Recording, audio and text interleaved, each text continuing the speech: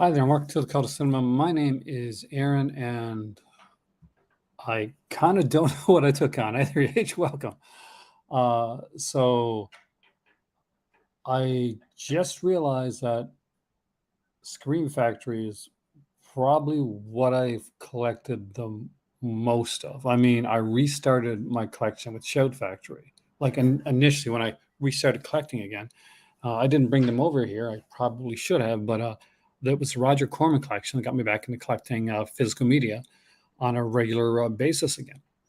I had moved into a new area, had just recently gotten a new job at the time, and I saw on an end cap at a Music World store a bunch of these Roger Corman collection releases, and they got me back into collecting physical media. So what we got here is absolutely almost my entire. I'm sure there's stuff missing. Scream Factory collection. So I've broken it up into different ways. Hey there, Chris. Welcome, man. So I've got Blu-rays, DVDs, 4Ks, box sets. I have the Blu-rays without slips. I got the what I'll call the Blue Label years for Scream Factory, and if you're a Scream Factory collector, you know exactly what I mean. And what I call the post Blue Label years. So I think what we'll do is we'll go through the Scream Show DVDs first, because there's only a handful of those before it goes into blue, and follow through. Because here's the thing: part of this video and the original title for this video was in defense of Scream Factory. Now, Scream Factory nowadays tends to get crapped on a lot for basically. Hey there, Jaden. Welcome, man. Wallace and Gromit collection from Shout. I thought about it, but it's going to be, so that comes out in September, October. We'll see, because I should be going to Canada in probably late November. So we'll see what's out around that time period when I go to the stores, and how much like moolah I have on me at the time. So we'll find out. You'll find out in then, because I'll be doing live videos from Canada. Yeah, so because they get kind of crapped on a lot, but Scream Factory has done. Hey, Danuch, man, it's been a while. Heroic, welcome. Has done so much stuff and put out so many like great releases. I think people forget how many things like Scream Factory actually put out that would, and some of it will like get later releases from other companies or like at 4K releases, whatever, Renninger syndrome. But in my opinion, if Scream Factory hadn't put out this stuff in the first place, we probably wouldn't be seeing it coming out from any other company as well. So with that being said, like, share, subscribe, do all that jazzy stuff. If you want a super chat, you want a super sticker, you want to donate, wonderful. Do that either way. Enjoy the ride, and let's look at a whole ton of Scream Factory stuff. If you have any questions as we go through, if there's any questions on any certain releases, I have watched absolutely every single one of these releases.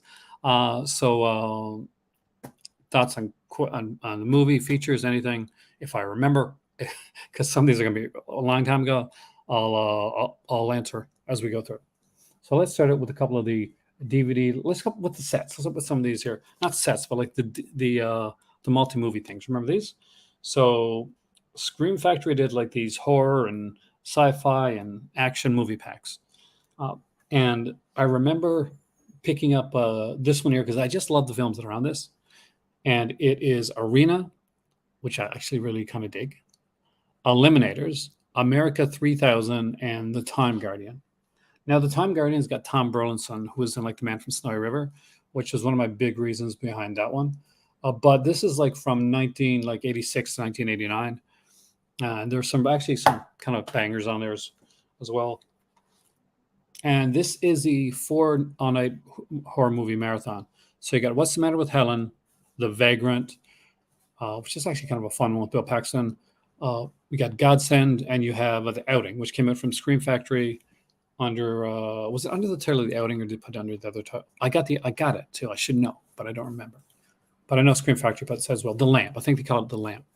But anyway, so this initially came out with a different movie right here. But because of a rights issue, it got recalled. So if you got the release that has another movie instead of What's the Matter with Helen, then you kind of lucked out. And one action pack, one which I bought. Well, all these are great, but about this specifically for one film, actually. And it's the first one. So Cyclone, huge Heather Thomas fan. And can you see why? Alienator's on this too. Eye of the Tiger's really good. Exterminator 2, which I also have in Blu-ray, by the way. So you're going to see that happen. And some of these, like here, we're going to see some crossover. Trust me, when we get to a certain film series, you're definitely going to see some crossover. And for the Scream Factories that I initially bought on DVD, they were because they were at Walmart, and I was getting some at Walmart at the time, and I love the artwork on some of the releases, so I wanted to get them in as big a format as I possibly could. And it kind of started with this one, with The Howling. I just absolutely adored this artwork. So this was early Scream Factory. So if you remember, initially they had this a blue banner on the top, which you didn't have on the DVDs. So that's why I picked these up, because I wanted to like bypass the banner at the time. There's Deadly Blessing. I got a cat spit fall over because she jumped in something that I'm going to need. I had to use like there's so much stuff here, by the way, guys. I had to use like a basket, like for clothes hamper. Psycho 3 and Psycho 2, which at the time, again, I was trying to. So here's my question for you guys: is we could go for regular, or we could go right directly into the blue labels. So which would you rather do? Because that's my. Either way, we're gonna. Told you she'd fall. Petunia. So how would you like me to take this? Do you want me to start with the non-labeled stuff and then work to labels? Or start at the beginning and go with the blue labeled stuff? Hey, Maddie, maybe you can answer, because people are being very quiet. And which is quite a shame. This took me over 2 hours to set up. No guilt there, guys. This took me over 2 hours to set up. But I'm thinking about, do I start with the blue labels, or do I start with the unlabeled stuff? Non-labeled stuff. Thank you, Danuj. So we'll dive into this right away. And I'm going to try and go through as much as I can. What I want to do, though, is I'm going to bring over this here basket, because I got to put these all back after. And I want to be able to do that. So I'm trying to move that out of there. So I got this basket where I can put things in. I'm gonna. There we go. Seamless. Seamless, I tell you. Okay, there's the non-label stuff is no particular chronological order, right? It's just too insane. But like everything that now has their slipcases, I had to go and find slipcases and put every slipcase on, and like put some covers in too for certain ones. So we'll start off with this here, and this is Night Riders, George Romero. I actually love this film. It doesn't get a ton of love. It's a weird film. It's different. But it's got a great cast. You got Ed Harris in here, Tom Savini actually got a decent acting role in this one as well. Trisha Talman is in this. So think of like Knights, but like with motorcycles. Kind of what it is. Now the one I dug that I think a lot of people like didn't like that much is this one right here. So this is Nomads with Pierce Brosnan. And I remember like going to my local video store in Corner Brook. When I think I was staying at my dad's at the time, and there was this like it was like a regular like kind of a corner store type place, but you would walk upstairs, and upstairs had this massive video section, right, like the old days. And I remember seeing Nomads there, and had like kind of a similar cover to this one right here. And I thought it was, and it creeped the hell out of me. I didn't rent it at that time because I found it actually too creepy for me. Next up is what should have been a duology of films. This is Robert Englund and Phantom of the Opera.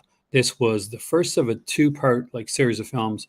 The second part, she does actually. I forgot Mary Warrenoff was in that. Good call, man. I'm glad we got some Nomad's love here, man. So this was Joe Sholin and Robert Englund, and it's supposed to be two movies. So Phantom of the Opera, it kind of has sort of a cliffhanger type ending, and we're split. This was like the basically there's like a modern day setting, and it goes back to the old day setting. The White Age, exactly the guy that directed Halloween 4, and God, he directed a movie from a Brandon Lee movie too that I have here somewhere.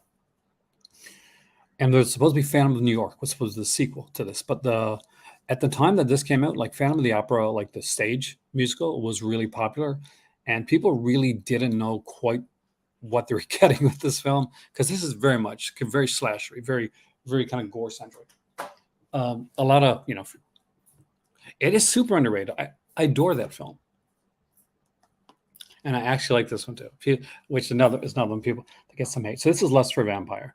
It's part of the Karnstein trilogy of films from Hammer. So when Hammer, in their latter years, started to like try to kind of spice up what they were doing, and one of the ways they did that was to make spicier films. So there would be more nudity and more blood and violence, and the Karnstein trilogy is a perfect example of that. This is Lust for a Vampire. It didn't have Christopher Lee. They had a Christopher Lee kind of lookalike who was a radio disc jockey who was actually really into the occult. Like, I'm super into the occult. And his name is Mike Raven. There he is right there. So he has the look. He's not exactly the greatest actor, but he does have the look for it. Another one I think is kind of underrated is Invaders from Mars. So this is, again, another Tobe Hooper classic. Doesn't get enough. Vampire. Did you get one of the book? You did get one of the book. Nice. Just did some incredible stuff, and I love this film. It's a remake, of course, of an old 50s classic, but I love the fact that if you look when you go into the, everybody knows this by now because like a well-known like Easter egg is when they go into the shop, you can see the original like Martian on the counter, which is kind of cool. Next up is one I bought for two particular reasons, and that is The Town That Dreaded Sundown. So The Town That Dreaded Sundown is a Charles B. Pierce classic. I absolutely adore this film, but I didn't get this just for this film. Like, this film it's so tonally weird. Like in some scenes, you got like the wacky sort of kind of like sheriff, like cops in there. But there's a second film here, and we'll get its own release later, called The Evictors. So I absolutely adore The Evictors. So me and my cousin Roger, when we were kids, we rented The Evictors. And it starts out like this, it's Vic Morrow and I think Michael Parks, right? Yeah, Michael Parks. Jessica Harper's in this. And so it's like, this is based on a true story, like a lot of the things they tell you.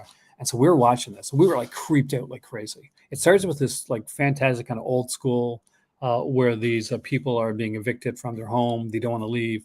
There's a shootout a bloody shootout with the police. And then it goes to like years later when a young couple are moving into that house, and the house is seemingly haunted. It may or may not be. But the Blu-ray is 100 Sundown, and you got The Evictors as a double feature on the DVD. So hey there, Alan, welcome, man. Which is really, really cool. I love the fact that they had the DVD Blu-ray combo packs early on for this stuff. Because, it was at a time when like Blu-ray was kind of just becoming a thing.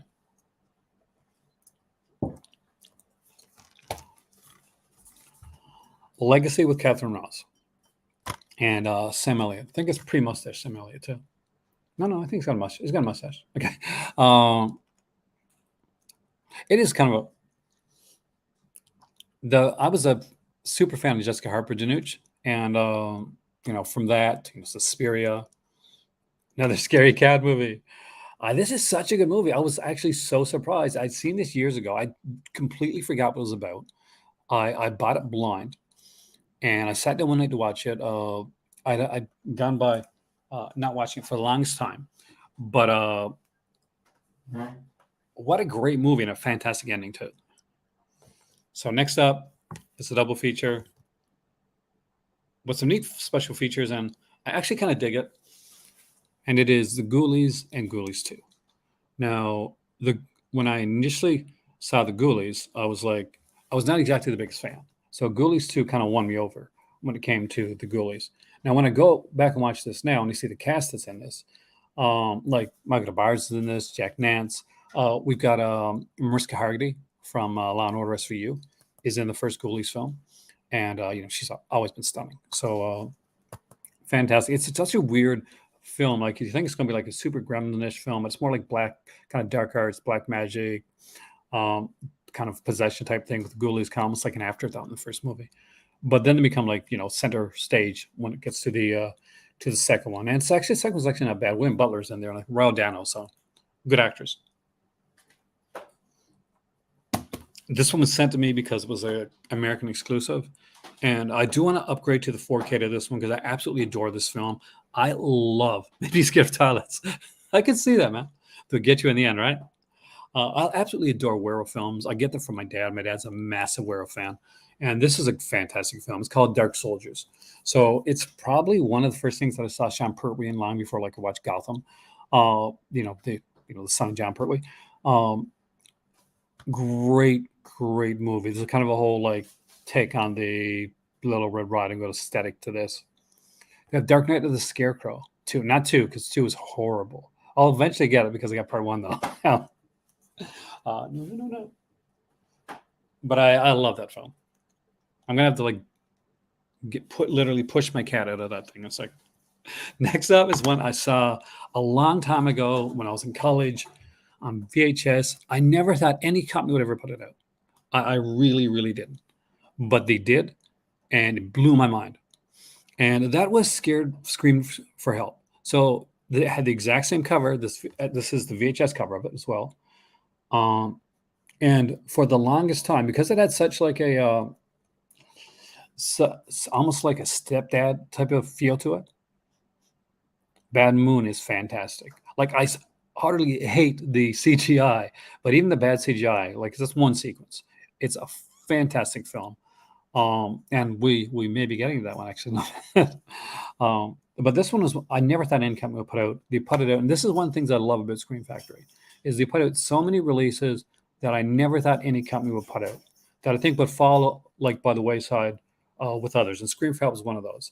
But it wasn't like Joe Sholin. I always like thought, oh, the Joe Sholin was in that one too. But actually, it was another actress, Rachel Kelly. But this is a super sleazy film, and how you can tell because it's produced and directed by Michael Winner, and Michael Winner was so known for like, he made Death Wish 2. He was known for kind of sleazy films. All right, next up is The Final Terror. Now, this is a kind of a neat one. It has a great cast. We got like Mark Metcalf, the first the main bad guy in the first season Buffy, Daryl Hannah, Joe Pantoliano, Rachel Ward, and Adrian Zamad from Grease 2. And I love me some Grease 2. So this movie was initially, I think, was filmed in around 1981, I think, before the whole like slasher. Oh yeah, Daryl Hannah's in this one. So before those slasher crazes became a thing. So it got kind of shelved for a bit. So when it came out in 1983. And when they did it in 1983, they went back and they filmed an opening scene to put more murders in it because there wasn't enough killings. This is not like a slasher, like a murder set piece type of slasher. It's kind of early. It's more of like a thriller, but they try to make it more slasher-esque.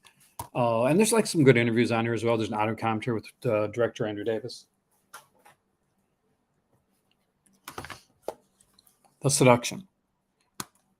Again, another one that I don't think any other company would have put out. And it was a really cool one. It actually dealt with like the issue of stalkers. Well, before this became like a super like thing that we saw a lot in movies or TV.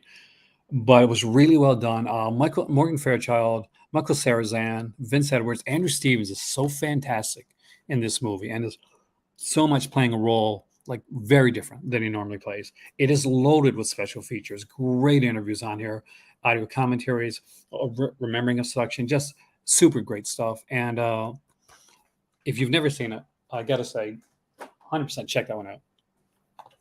Getting into another double feature.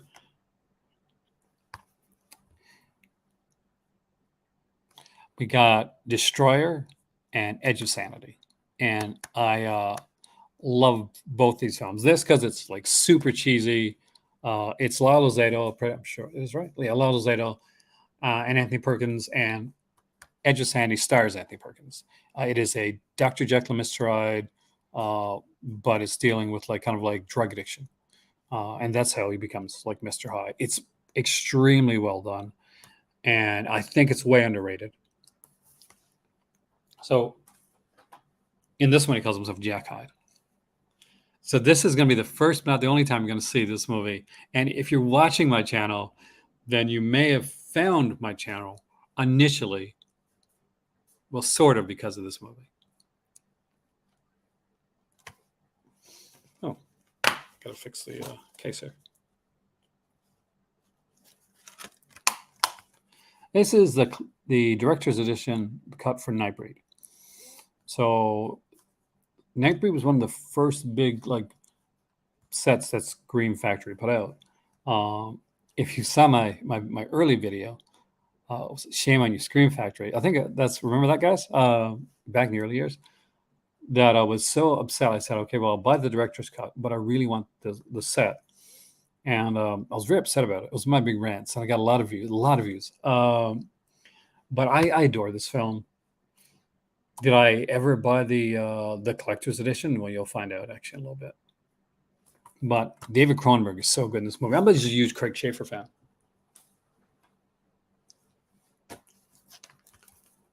Next up, The Return of Count Yorga. Again, I love this movie. It was one of the things that helped change for the good and for good and bad the way vampire films were being done at the time. So Count Yorga became so popular, and it was kind of a modern day vampire film, at present in the 70s, when Gothic vampire films were the norm. And so popular that Hammer actually course corrected and changed theirs vampire films to go from Gothic to be modern, like Count Yorga.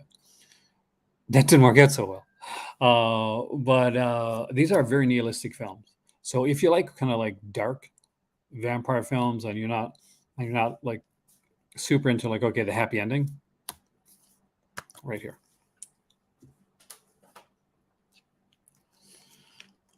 I actually haven't watched this movie since I got it, but it was a Scream Factory, and I got it for $1. I was at my local record shop, which is an absolutely fantastic place to find like movies. They used to be back then anyway. I'm not sure how it is now. And I got it because for two reasons. It was a Scream Factory, because my Lone Ranger. Oh, nice. And because it has Lisa Langlois. So Lisa Langlois is kind of a Canadian scream queen. You'll know her from things like Class of 1984. Arrow did put out I think they put out the two of them. There's a third kind of like sort of sequel, and that's not really a sequel, called Deathmaster.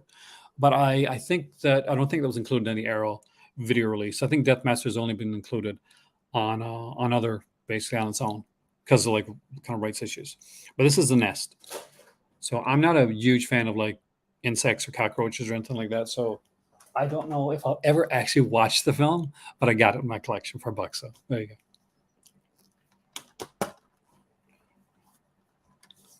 Only a ninja can kill a ninja. Ninja 3, The Domination.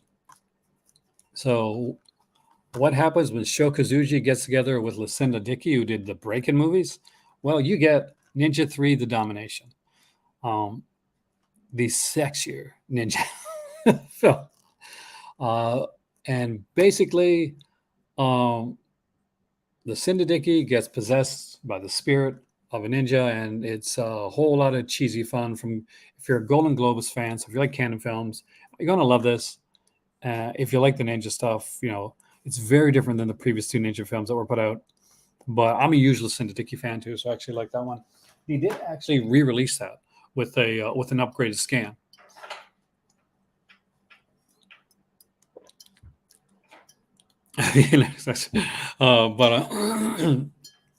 But I never picked up the upgrade scan because I figured the one I got was good enough. So this one is by Larry Cohen. I'm a huge fan of Larry Cohen. Rest in peace. Hey there, Robert. Welcome, man. Interesting. It's such canon movies are such great cheese. Full Moon High. Now, I'm not going to lie. Full Moon High is not Larry Cohen's greatest work. It's actually one of his lesser works. But to finally have it on Blu-ray was really kind of a cool thing. It does have a neat cast in there. Ed McMahon is in this movie. If you're a fan of like Happy Days, for instance, or if you like New Year's Evil, the movie, well, Roz Kelly is in it.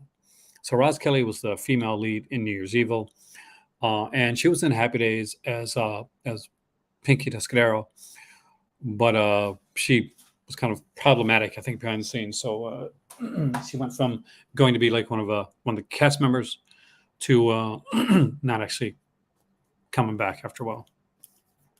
They got Susie Quattro instead to play her niece, Leather Tuscadero. Full Moon Fever. I don't have that one actually.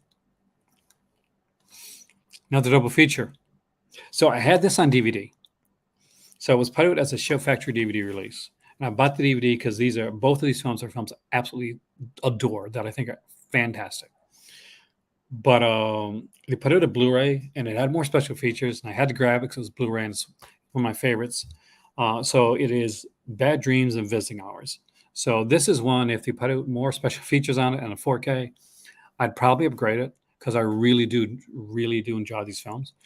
Bad Dreams is kind of like a almost in a weird way, it's a thriller, but it's sort of a Nightmare on Elm Street kind of knockoff type thing. It even has a Nightmare on Elm Street 3's star Jennifer Rubin starring in it.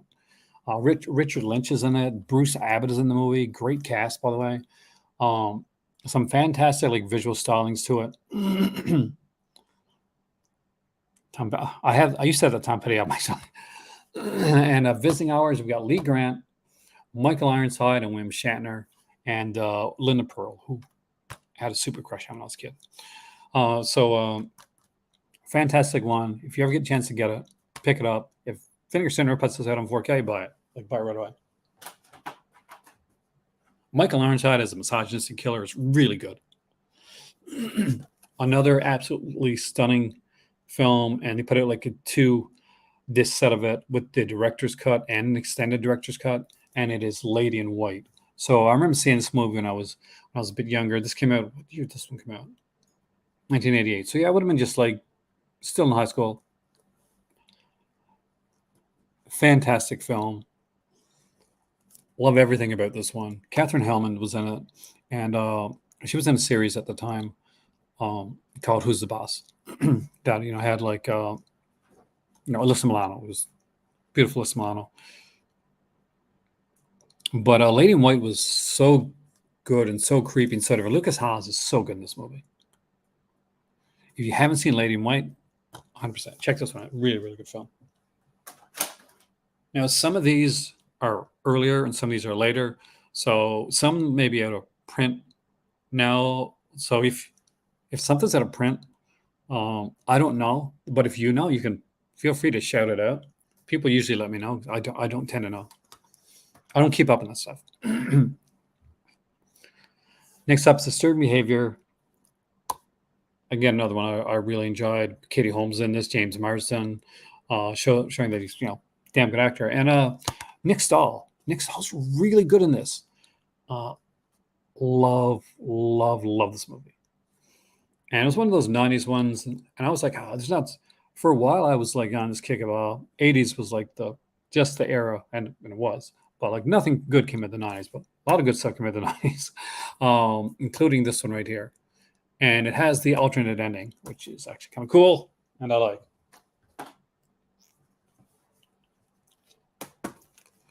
Urban Legend Final Cut. Again, another fantastic cast. It's the follow-up to Urban Legend. There's 3 Urban Legend movies so far, and this one's by John Ottoman. We got Hart Bachner, who's a Canadian actor. He's the son of Lloyd Bachner in here. Joseph Lawrence, Anthony Anderson's in this. Loretta Devine, who she was in the first one as well. Jennifer Morrison, Matthew Davis. Great cast, really great cast. David Nutter did direct. Oh yeah, man, I forgot that. But if you've never seen this, definitely a fun one. Eva Mendes is in this too. She'd go on to be I think it was All My Children, and she's in Ghost Rider too. I feel like movie wise. But Urban Legend, I had a lot of fun with it. It's not as good as the original Urban Legend, but that was classic. Leviathan. Again, this is the underwater one I probably like the most out of at the time. I think like The Abyss was out, And there's a couple like underwater movies, but Leviathan is one of the ones I like best. I think Deep Star 6 was the other one. I heard back now. I like that. But it has a nice cast too. Like Peter Weller's in this, Richard Crenna, Amanda Pays, Daniel Stern, Ernie Hudson. Hector Elizondo's in this one here as well. Effects done by Stan Winston. So the late Stan Winston. So just wonderful stuff. Pumpkinhead 2.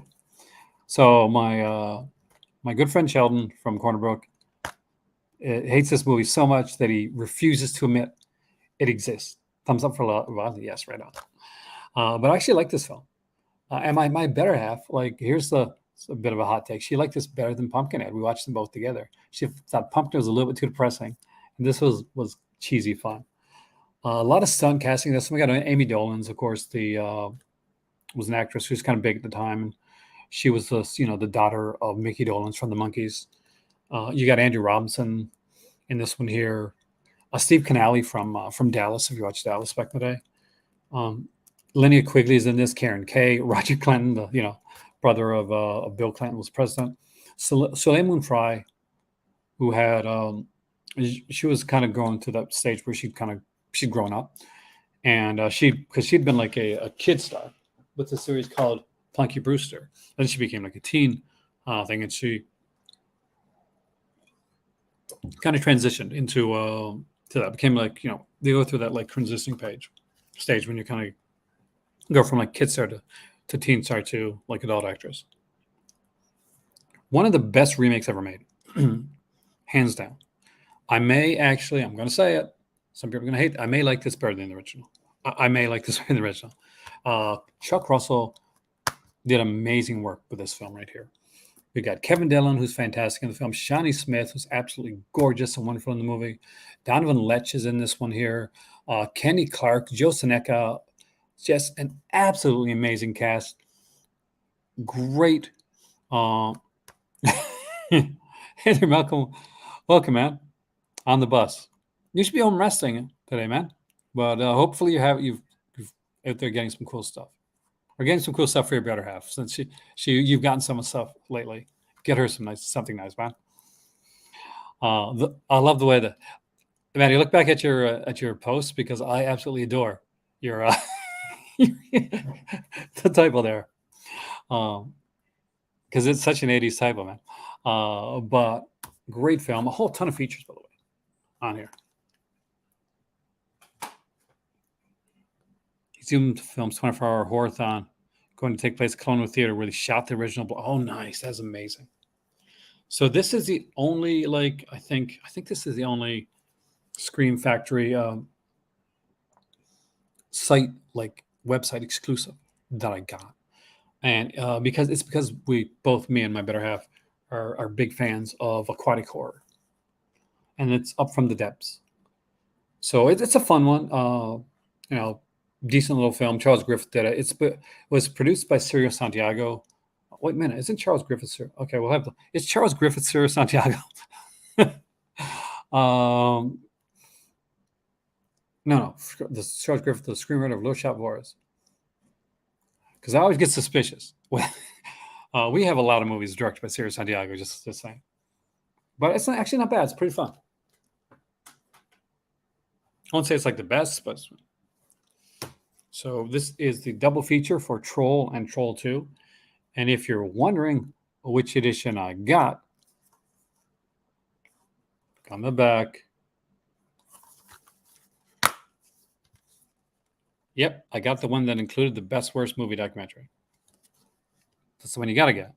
That's it's a given, right? Such a fun double feature. Troll 2 is absolutely insanely bad, but bad in a good way. And Troll's actually not a bad movie. Troll's a lot of fun. And our early role for Julia Louis-Dreyfus, who and Michael Moriarty's in this too. Michael Moriarty's fantastic. Julia Louis-Dreyfus is amazing too. Absolutely stunning. Another double feature with Blackula and Scream, Blackula Scream. Although Pam Grier is in the second one, I absolutely adore Pam Grier. I think she's fantastic as an actress. The first Blackula is by far the best of the two films. But I dig them both. I like the fact there's out of commentary on this as well, like new interview with Richard Lawson here's. So if you like your blaxploitation, like horror, you're gonna want to have that. Get it with like Cherry Hill, which came from Kino. Okay. I don't have the California Raisins collection. I used to watch that on TV when I was a kid, though. So this is a weird film. This is a super weird film. Pretty sure it's Dirk Benedict, right? Yeah. So it's I like it, but yeah, it's I guess maybe Tusk would be like a modern interpretation of would you say like Tusk and maybe this would be like a good double feature?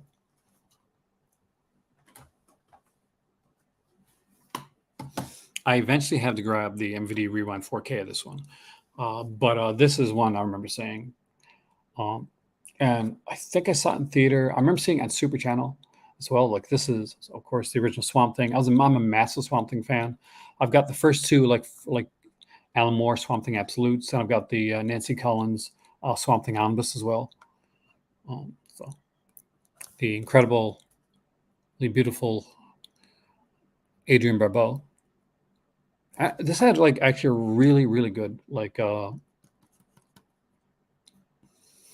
really good costume. Absolutely like love the costume of this, and it's by Wes Craven. It should have been way better.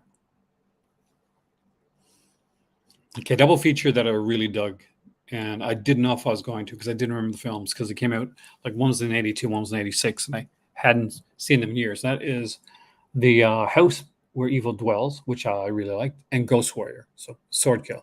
So House Where Evil Dwells is the better of the two films, like by a large country mile margin. Because in the House Where Evil Dwells, you got this kind of almost like resurrection, kind of like it's a ghost story basically. And you got Edward Albert, Susan George, Doug McClure's in it. Directed by the same guy directed Motel Hell. And Ghost Warrior is weird. It's fun, but it's weird. As you know, it's about a 400-year-old samurai that is brought back to life. It's kind of unfrozen. Can you believe we haven't even gotten to the collector's edition yet? April Fool's Day, again. Super duper love this movie. Frank Mancuso Jr., like this is one they produced. Fred Walton directed this, and what a cast this movie has. So we got Amy Steele in this one. We got Deborah Foreman in this one. Clayton Rohner is in this movie. Just so many great actors, and it is such a good film. So basically, Bloodbeat. No, Bloodbeat's better. Like I will say, Bloodbeat is better. Like in Bloodbeat, like it possesses the body of someone, right? But no, this is just like a samurai that's come back to life, basically. So I don't know, maybe Encino Man, but not as funny.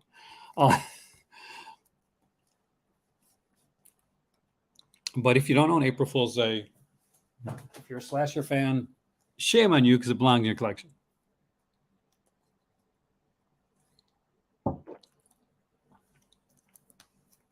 I think I'm making a good case for why Scream Factory is an important company. I think I am with this is.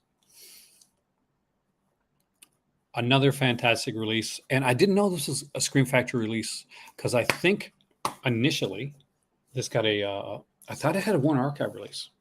So when I picked it up, I didn't even know Scream Factory. I didn't look on the back. I just picked it up because I really loved this film when I was younger. And I turned around and said, oh, this is Scream Factory. I thought Warner put this out. So this is Killer Party.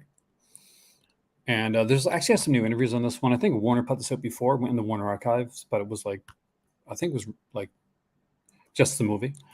But dug the hell out of this film. Again, another great cast. Like the guy that wrote Final Chapter wrote this one. So getting some Friday 13 connections there, right?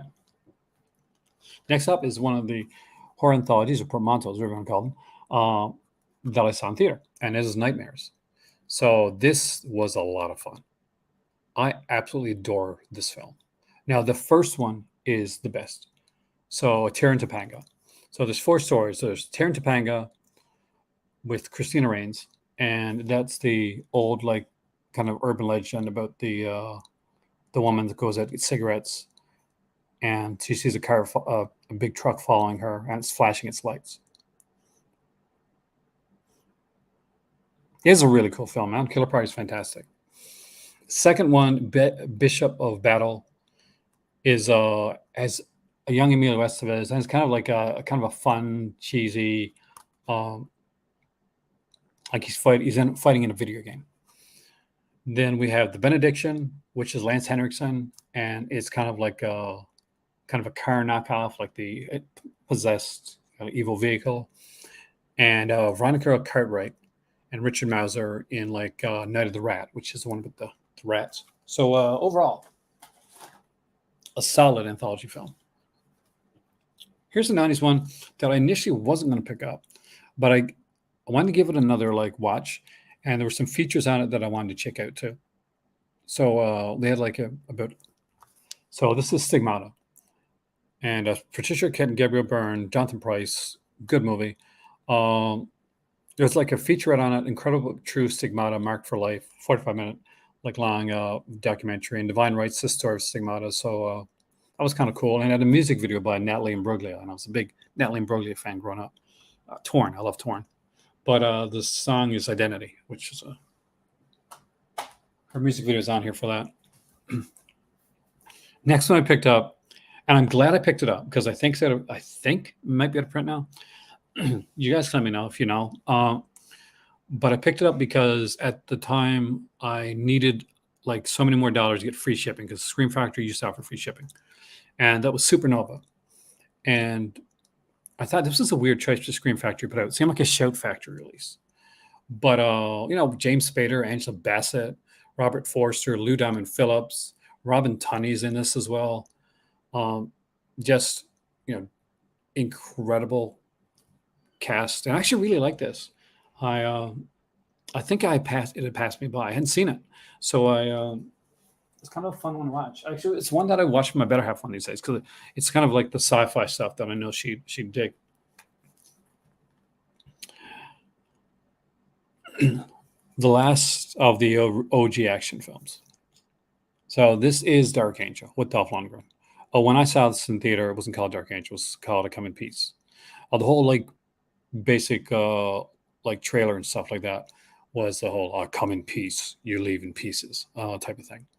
But what's really neat about this is that the explosions and everything in this movie they're real explosions. It's real.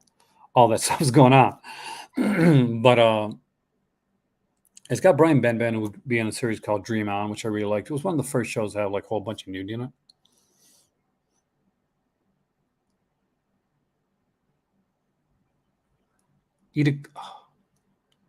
British podcast studio father recently passed away. Steve Ashton had a shot with Natalie Imbruglia. He declined.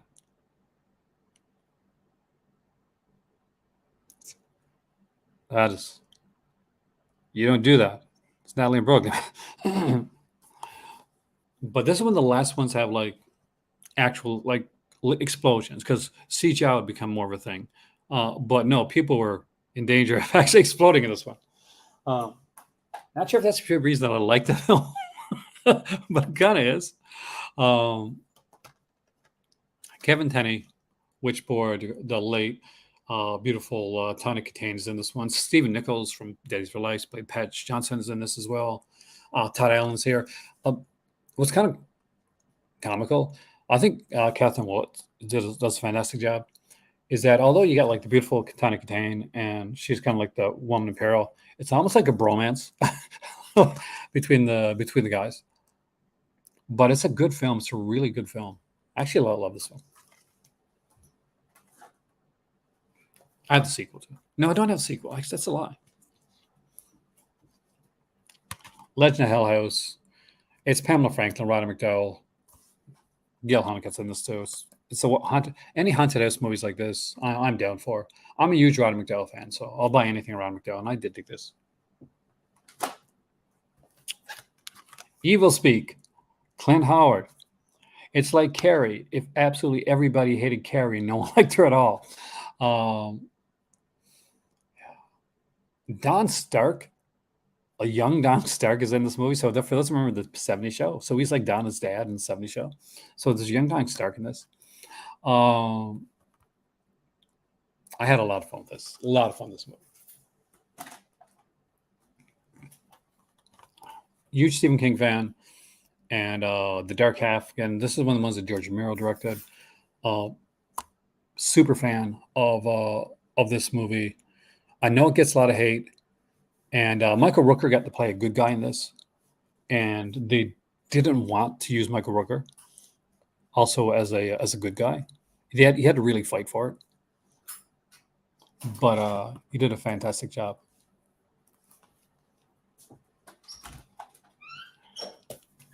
Speaking of like, rest in peace, William Friedkin, The Guardian, a movie that took me a while. Switchblade Sisters, yeah, you're right. I got that over there on the VHS and DVD somewhere. I think it was a Rolling Thunder edition I got. But this one, when I saw this initially, I did not like it. But I grew to actually really love this film. Carrie Lowell is good in it. It's Jenny Seagrove, but it's just like Jenny Seagrove is creepy as heck in this movie.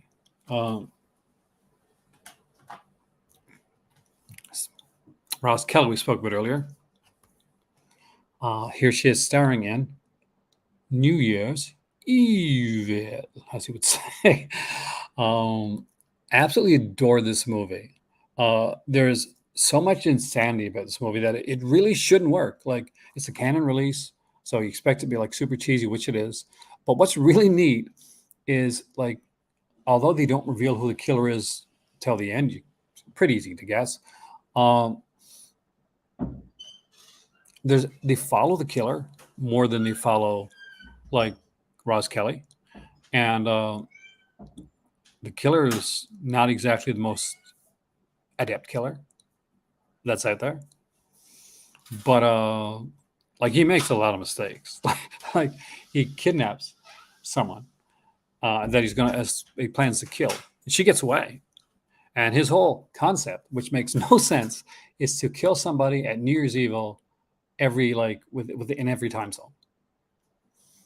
So I watched this with my oldest daughter actually on close to New Year's, I think. Psycho 4. Final Anthony Perkins Psycho. Directed by Mick Garris. A wonderful film. Olivia Hussey plays Mrs. Norma Bates in it, and it is way, way better than this should be for a TV film. It has a great wraparound with God, what's her name? It's an actress. She's really good. Anyway, so in this, and if you've never seen it, it's like the origin of, like, it's before Bates Motel became a thing. This is the original kind of that. It actually tells the origin of, like, Norman Bates as Henry Thomas as a young Norman, and Libby Hussey as his mom. We find out exactly where those cracks come from and how he became the person he is. Next up is Prison. It's directed by Rennie Harlan, and got an early appearance for Viggo Mortensen before he went on to do Lord of the Rings and stuff like that. Great role here for Lane Smith as well. So Lane Smith, a lot of people know him as as Perry White in in Lois and Clark: The New Adventures of Superman. He's unfortunately passed away, but really good in this movie. Underrated film, in my opinion. Chelsea Fields is in this too, and she does good. Crawl Space. Klaus Kinski, wonderful movie, directed by David Schmoller. Klaus Kinski was a nightmare when this film was being made. One of the neat things on here is there's a short film called Please Kill Mr. Kinski. If you ever buy this, make sure that you watch the movie and then afterwards watch the short film. It is hilarious. You can watch it online, I think, but like for the short film, but it's definitely something new. It's a really fun film. We have Candyman, Farewell to the Flesh. I still have to get the Vestron video, Dead to Dead, which is the last one. It's the lesser of them. And this is, I actually like this one. Some people hate this one. But Kelly Rowland is in this one. and Veronica Cartwright kind of comes back. So I I do dig this one because Kelly Rowland. I used to watch the OC too, so I think people give it too hard of a rating. They're way too harsh with this one. So the next one has a Vinegar Syndrome 4K release, which probably some of you guys here have, but I have the Blu-ray original edition, and that is X-Ray and Schizoid, and I love both of these films. Now this one here only has 2 interviews on it. It's got an interview with the director Bose Davidson, an interview with Donna Wilkes from Schizoid. So but it's a fantastic double feature. I love both these films. Barbie Benton stars in X-Ray, and huge Barbie Benton fan. It is super underrated, man, and I would love to see it on a 4K monkey. I would, but the worst thing is if it came on 4K, I would kind of have to get it. Why are they paired together? I mean, I think more than anything else, they're both kind of like, sort of slasher films. Now, Schizoid is much more of a mystery, but still sort of a slasher film. But X-Ray is definitely an out-and-out slasher. It's set in the hospital. It's a slasher film. But I'd say like that's tentatively that's why. But more than likely because they felt that each of for early, like a lot of the early kind of or mid to early Scream Factory double features, it would come down to whether they thought the movie itself would do well enough to sell well and as a single release, or if it would be better to pair it with another film and try to get more sales as a double feature. And although I think both of those could sell easily extremely well on their own, they didn't feel that they could, so they put them in as a double feature. That's what I say. Next up is John Carpenter's Vampires. I do have the Twilight Time edition of this, but I found this at Walmart for like $9.99 along with the Blob, because I have the Twilight Time edition of the Blob too, right?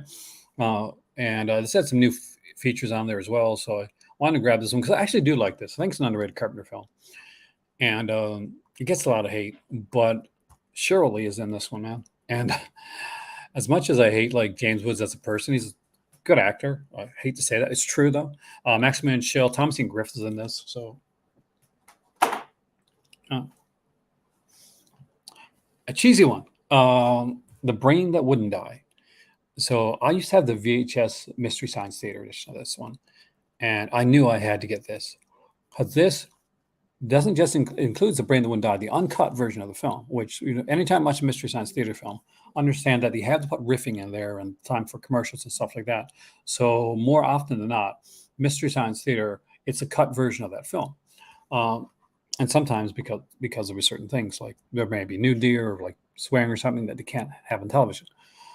So this has the original uncut version of the film, and it's newly restored. Plus, it has the Mystery Science Theater episode as well, and it's one of the best Mystery Science Theater episodes out there. There's alternate scene here from the international cut, and it's a brand new commentary on here as well. And it's actually a fun little film, sleazy as hell, but fun little film. It's more modern one with, more modern, more new release with He Knows You're Alone. Watched this one recently, actually. Don Scardino is really good in this one. Actually, everybody's really good in this movie. It is such an underrated little slasher film. It's known mostly for, this is a movie that Tom Hanks got his start in. And he never forgot, by the way, the guy that gave him a start. He never forgot him. So it was Armand Mastriani. But just like great stuff. Great little film. And he never forgot Don Scardino either.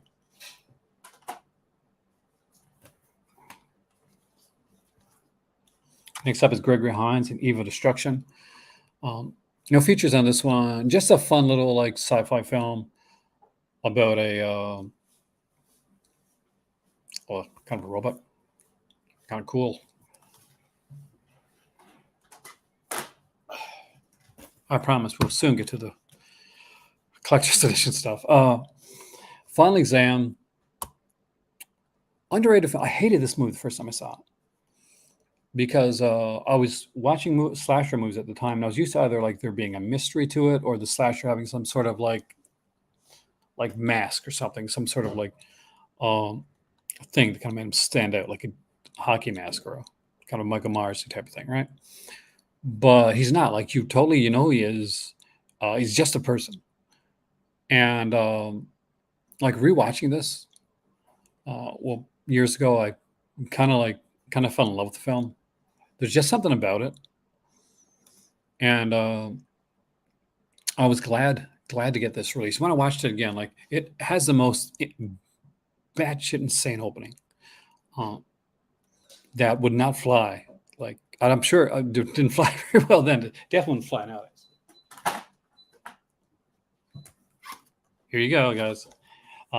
It was mentioned it's Bad Moon, and of course I have this. Eric Red does fantastic as always. The guy that made Body Parts. Wonderful film. Mira Hemingway, Michael Pear is great in the film. So this is based on a book, and I can't remember the name of the dog now. So it's basically the German Shepherd. So German Shepherd, they have a German Shepherd like dog, it's a pet, and the uncle comes home, played by Michael Pear, and he's a wolf, he's a werewolf, and the dog knows, so the dog's kind of protecting the family. It's such a good movie. It is so well acted and so well done. There's one sad, like kind of like kind of really sad like CGI sequence, which is a shame, but it doesn't hurt the film. The film is just great. Like everything else, the film's fantastic.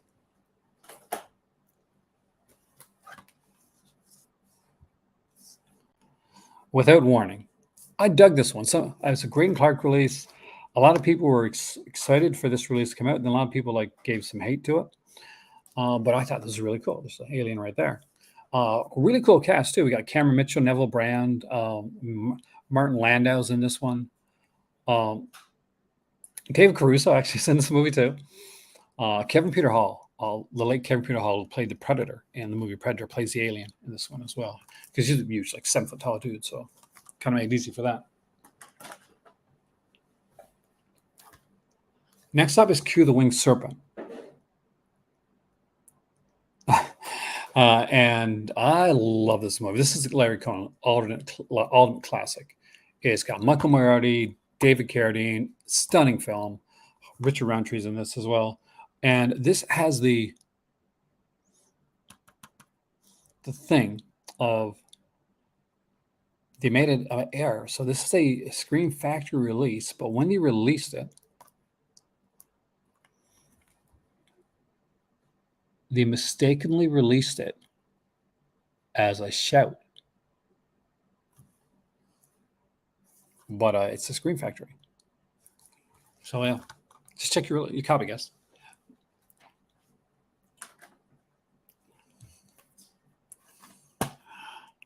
The other George Romero film that they released. How could Q put you to sleep? That was a fantastic movie. How could any Larry Cohen movie put you to sleep? Monkey Shines. Monkey Shines is one that I really enjoyed. So it's one of the basically did a couple of the kind of the crazy monkey movies, and in '88. So there's a story about this movie that I can't talk about except on Patreon. So if I'm making a live Patreon video someday, ask me the story of Monkey Shines. I'll tell you, but I can't say it on here.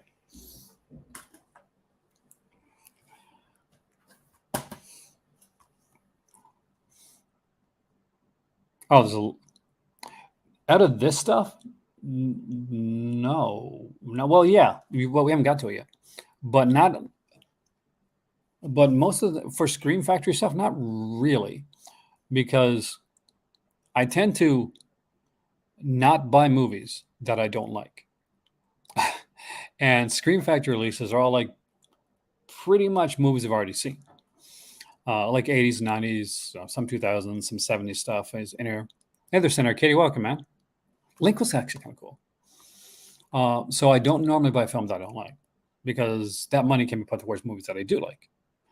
And when you're buying boutique releases, especially even though like they're fairly cheap early on, like you try to buy the ones you like. But that is a great question though. Yes, there's movies like Corona collection, stuff like that. I hated Ebola Syndrome. I hated There's actually one here. I won't say I hated it, but it's problematic.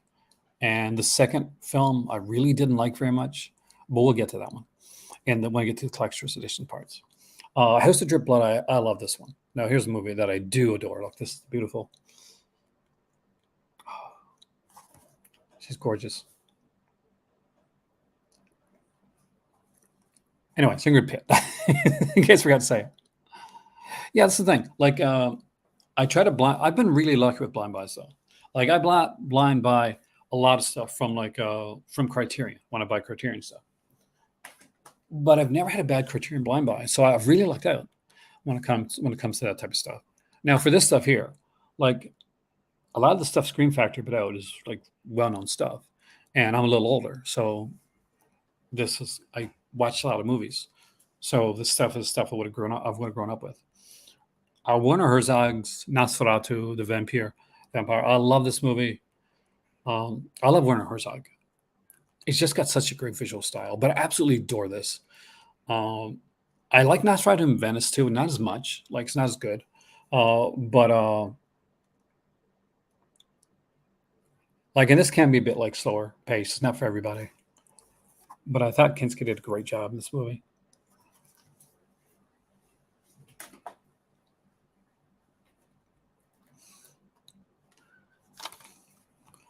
Army of Darkness. So this is a 3-disc set. Yeah, 3-disc set. So it's got a theatrical cut version of the film, the director's cut of the film, the international cut of the film, and I'm pretty sure there's actually another version of the film on here too. But again, it's a very cool release. Yeah, and the television cuts. So there's 4 cuts to film on here: 81-minute theatrical version, 96-minute director's cut, 88-minute international cut, and 90-minute like for the TV cut of the film. And I talked about like the fact that there was once. What's love got to do with it? And card counter. But aren't you supposed to be not picking up movies for a while? I'm going to get you in trouble by saying them. All right. TerrorVision and Video Dead. One of the first Scream Factory double features. Anchor Bay put out so many editions in Arcadia of Army of Darkness and like Halloween. It was like, seemed like all they were doing. But so when they initially started putting out like double features, look at the feature, look at the special features on this. Look at that, man. Insane, right? Like, look at you get a Scream Factory double feature now. Like, there's usually the special feature, 2 movies. But back then, there's a ton of stuff. TerrorVision's so good. And I hadn't seen video. I thought I'd seen Video Dead before, but I hadn't. And I dug the hell out of Video Dead. Like, it's not a classic. Like, TerrorVision's a classic. The songs, like, stuff. Video Dead is one of those. It's a fun distraction movie. But don't expect to go into Video Dead expecting like a great like zombie movie. Like, you're not going to get that. Like when Sin Arcadia says Video Dead is okay, like it's the definition of okay. Like, you're pretty like literally it's the definition of okay. So next up is Psycho, and it's the remake. And I'm not a huge fan of this one. So when you say the stuff that do I have anything in my collection? I don't really hate it, but as a student of film, I'm glad it exists because it's one of the only times that definitely okay in a good way. That you're going to see something like this, that a director would have the the clout and ability to make this. And a lot of people are like, oh my God, this is a horrible. I can't believe this exists. Like, Psycho still exists. The original Psychos, it didn't go anywhere. It's still around. This didn't do anything to it. But as a film experiment, I find it absolutely fascinating. I'm not gonna lie, I really do. Okay, this is a really cool double feature. I like this. So this is Tentacles and Reptilicus. I think Tentacles came out recently on Song. But it was fun to get these. I love these, kind of monster movies. Shelley Winters and Bo Hopkins is in Tentacles. Reptilicus is, it's fun. It's cheese. But I dug it. It was like 1962. Like, earlier monster movie stuff. Here is one. Oh, here's one that was here's my blind buy from Scream Factory, and I ended up liking it because I like. Yeah, I think this is a TV film. Love TV movies, so I think I was going pretty good, and I like the cast too. So it's called You'll Like My Mother, and it has Richard Thomas, who played John Boy on The Waltons, among other things.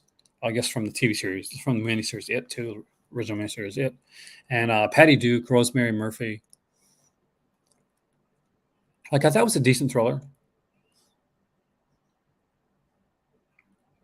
For me, like it's not a good movie. Like you're never going to get me to tell you Psycho's remake's a good movie.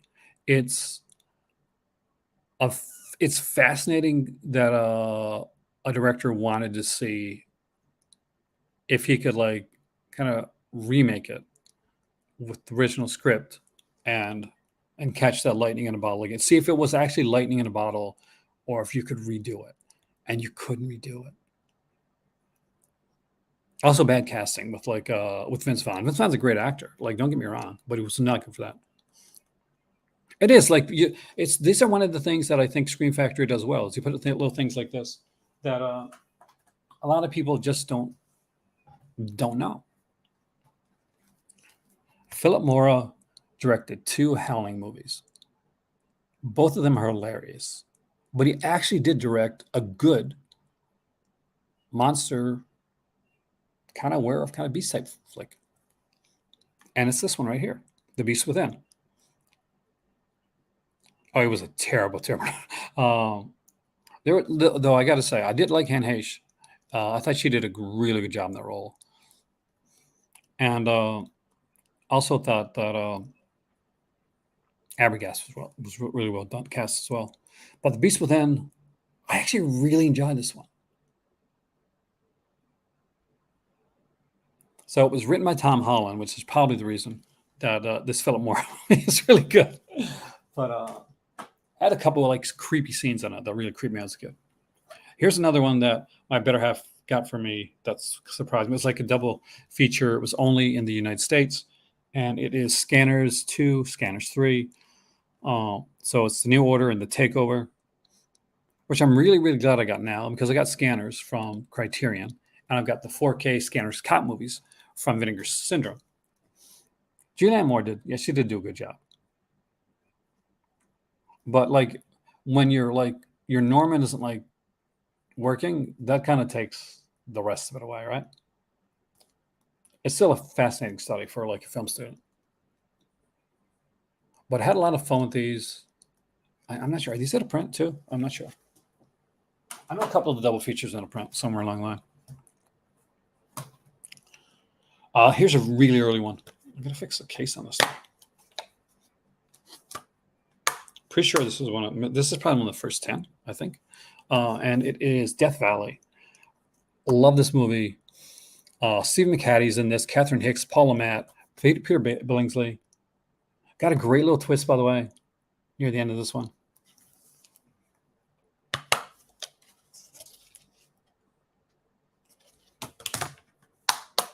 This was an early release, and if you can get it, it's a lot of fun.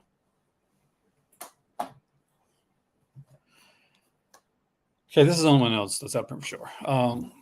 It is Sleepaway Summer Party Massacre 2 and 3. I'm a massive Summer Party Massacre fan. I have the old DVD release that has all 3 of them, but when the Blu-ray came out, I had to buy it, and because I'm a big fan of parts 2. I'm a big fan of part 3 as well. Now, when the 4K release of this came out, they put out parts like 1 and 2. For some reason, I don't think they could put out part 3. I'm not sure if it was that they couldn't put it out or they, maybe just didn't want to. But both of these have like R-rated and extended versions of the films on them. And the documentaries here as well, the whole like revisiting the Summer Party Massacre documentary, which I watch kind of like regularly. Jeez. So absolutely, there's my flex of the video, I guess, if you want to say that. From Whisper to a Scream, when I saw this, it was called The Offspring.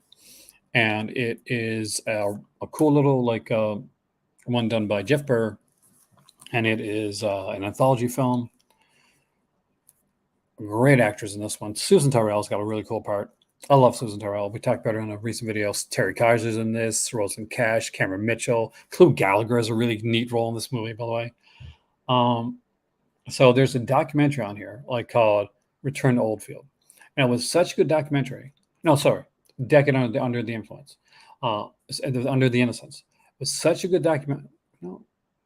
Oh, no. Return to Oldfield. I'll get back to it right. It was such a good documentary on the making of the film that I reviewed the documentary as its own thing. And the makers of the documentary actually responded. Said, thanks for reviewing the documentary. We're almost to the blue labels. I do like my Scream Factory releases. Cherry Falls, what a great concept for a film. Fantastic cast. Brittany Murphy was so good. Man, damn. It is Jeffrey Wright directed this one. If you've never seen it, unfortunately, the uncut edition of this one just doesn't exist anymore. One super cool cheese. Alligator 2, The Mutation. Oh, yeah. So, if you haven't seen this, really worth seeing. A lot of fun. Alligator is a 4K release, which I may or may not have. And, we'll get to that. But, yeah. Dee Wallace is in this. Holly Gaynor, who's like a soap opera actress. Another one I really enjoy, Let's Scare Jessica to Death. Really love this movie. Was so excited to see it. It came out the year I was born. So excited to see this one come out, and was really glad to get this one. I got this one when I was in Canada last time. Another double feature, by the way, guys. Ghost House and The Witchery. These are two of the La Casa films, and both of these are really fun. See that clown on the back there? That used to scare the freak out of me. And I don't know if I'd seen The Witchery all together. I've seen parts of it before, but I hadn't seen it all the way through. But yeah, really fun. Really, really fun film. Another of the Karen trilogy, The Vampire Lovers, with the beautiful Ingrid Pitt as the star of this one, as lesbian vampire Carmela. So if you haven't seen this one, you got to see it. George Cole's in this one too, from Minder. So kind of cool stuff there. The Crush. Really enjoyed this movie. I like Carrie Elwes. Like Alicia Silverstone. Jennifer Rubin's in this, and Kurtwood Smith's the dad. Before he became the dad on that 70s show. We talked with Don Stark, so I might as well mention Kurtwood Smith as well. And of course, Kurtwood Smith's also the vicious killer in RoboCop.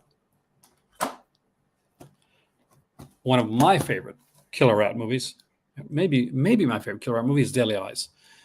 Lisa Angolis is in this one. Remember I mentioned her before for The Nest.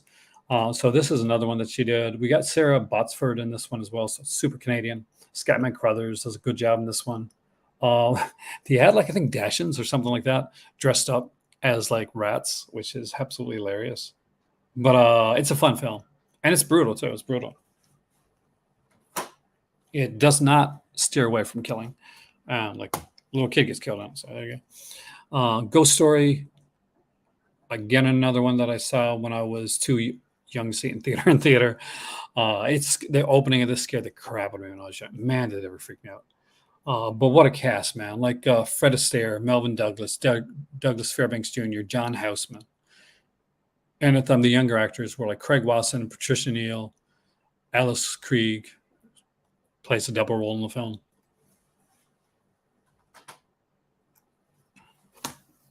Have this on what my house set as well, but this is otherwise known as House 3, but it's The Horror Show.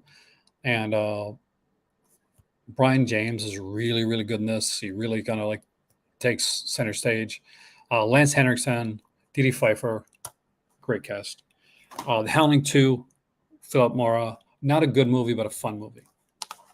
And one I was super stoked and excited to get was the Tales from the Crypt, Vault of Horror.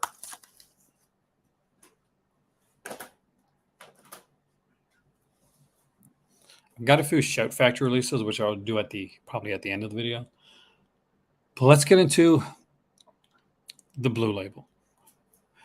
The Blue Label releases were the collector's edition releases that initially came out from Scream Factory. They would have brand new artwork.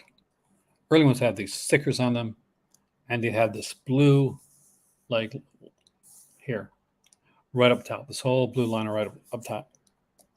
And this is the very first one. It is Halloween 2. It was the first release. Actually, it was a dual release, actually, with Halloween 3. And I bought them both. And yes, I don't know how, but somehow have managed to keep the original stickers, including that infamous 30th anniversary Silver Shamrock Edition sticker that for some reason people kind of go nuts over. But these are the original Blu-ray editions of Halloween 2 and 3 from Scream Factory. I bought them at Best Buy the day they came out. They didn't even have them put with the new releases. They were put with like farther off on their own. Now they're not; these aren't in chronological order, so I do apologize. But I was getting tired after a while, just getting stuff ready. John Carpenter's Prince of Darkness. Again, I saw this movie in theater with my dad. Such a fantastic film. Absolutely adore it. Freaked me out, scared me a bit when I was a kid. The ending, and the scene with the mirror kind of freaked me out. And I was a big fan of Alice Cooper, so Alice Cooper acted in this one too. So fun release. Here's They Live, and yeah, it's the buy sticker. It's a little bit muffed, but so buy, right? It's super cool. A lot of people found Scream Factory through They Live. Just a really good film and a really good release.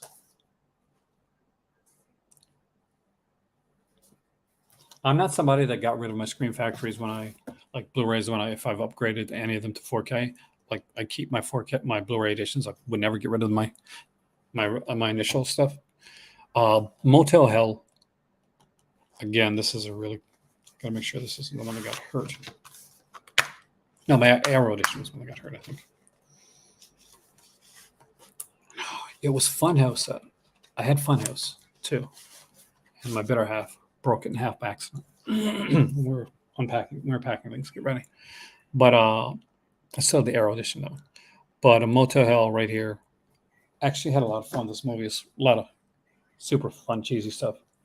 If you guys remember any of these, feel free to share them out. Ones that you got. Darkman. I got a little story behind Darkman actually.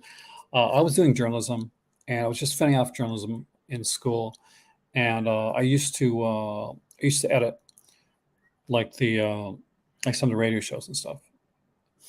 So when I would be editing, when I'd be fixing things together, I would doodle, I would draw, and my roommate in college at the time was in visual arts, and he was not going to class a lot. So the visual arts instructor would come. He came a few times to talk to him, and I had the Darkman comic book, and I was drawing, I was sketching like a picture of Darkman, and I did a picture of a couple different pictures anyway. So I had them kind of put up because it was a way to focus my mind. And when I went in there, so when I was there, the guy from visual arts came in, and he asked me to come over and take visual arts from there, and I did actually took visual arts. Didn't finish it though. Another John Carpenter release with Body Bags. This is really fun, and if you haven't seen it, you really should. It's an anthology. It ties into Halloween, actually, sort of. There's a Halloween in the first story. A lot of director cameos in that one too. Next up is Cat People, and don't take a lot of these out here. I won't take everything up, but they have different artwork on the inside. Saw this one in theater too, and I was 11 at the time. So Giorgio Moroder does the music for this, and he's utterly fantastic. I love the fact that Daft Punk really kind of gave him credit on their album. Night of the Comet, a really cool release. There's I think 3 commentaries on this, 2 or 3 commentaries, something like that. Great film, 80s film. Fantastic cast. You know, you got like Kelly Maroney, Catherine Mary Stewart, Mary Warnoff's in this one as well, and Sharon Farrell. So great cast. We're getting through it, guys. You guys are quiet though. Lord of Illusions is here. It was the last movie. I think it's the last movie Clive Barker directed, right? Famke Jensen. I was hoping to see more Harry D'Amour like films, but they didn't do any more. Not as far as I know, anyway. Scott Bakula played Harry D'Amour in this one. Harry D'Amour is like the detective character. Think of like a John Constantine character for like Clive Barker universe.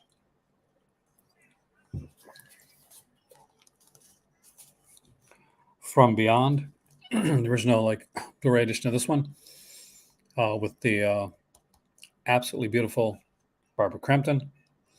This is a Blu-ray DVD combo pack.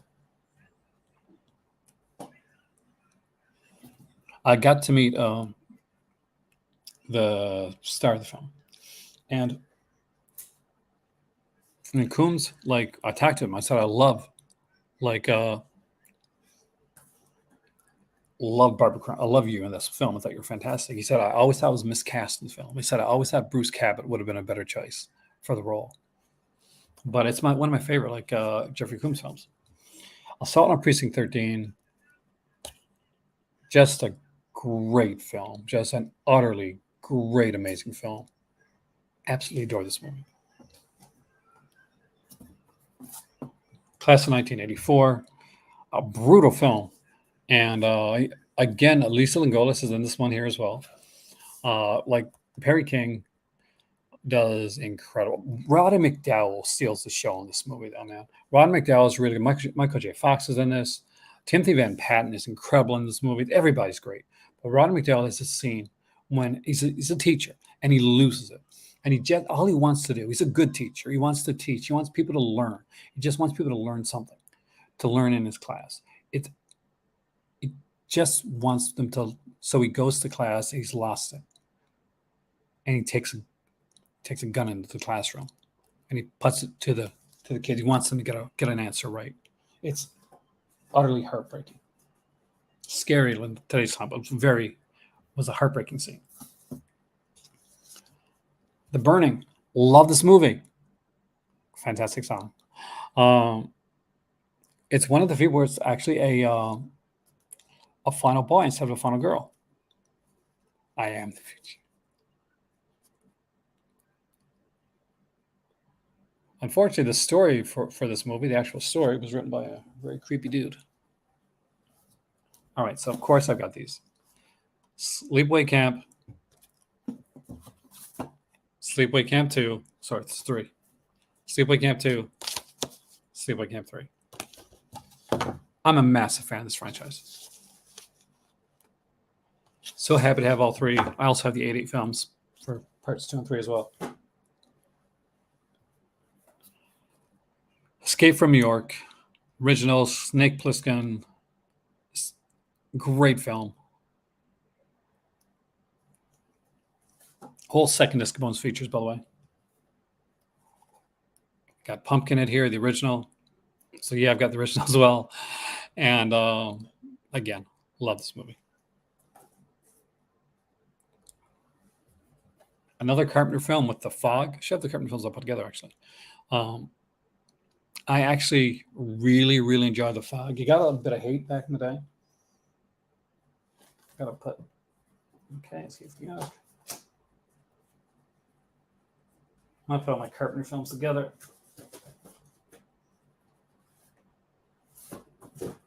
When I put them back on the shelf. Bringish. Really, that is amazing, man. You gotta get some like shots for the. Do you have any like footage shots? Should have put that in the video we're in, man.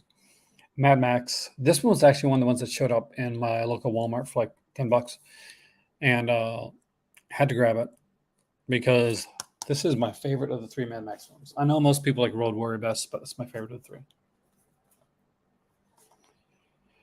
Ginger Snaps. Please put the other 2. George Costanza. It was cool in The Burning. Yeah, like you don't normally think like, okay, man, George Costanza, like Jason Alexander, like playing a kind of a cool character, but he is. It's kind of cool in the movie. one of my favorite releases is Dolls. I love this case, like cover. I gave my kids the poster for this. My oldest, because she's a massive fan of this film. It is such a good movie, and it's on the Empire Screen set now. And eventually, hope. Well, I think it's sold out now, but if I never get my chance to, I'll try and get the Empire Screen set. Terror Train, one of the movies that most people, a lot of people saw me on here because I talked about this movie as a movie that scared me when I was a kid. There's a whole story behind it, and I won't say it now, but I'm sure you've heard it already. Night of the Demons, again, another one I love. I do have the sequel to this one, and it was from Olive Films, a unfortunate company that no longer exists.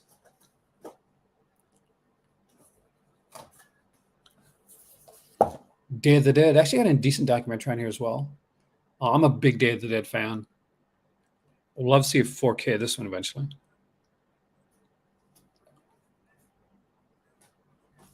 Oh, that is cool, man.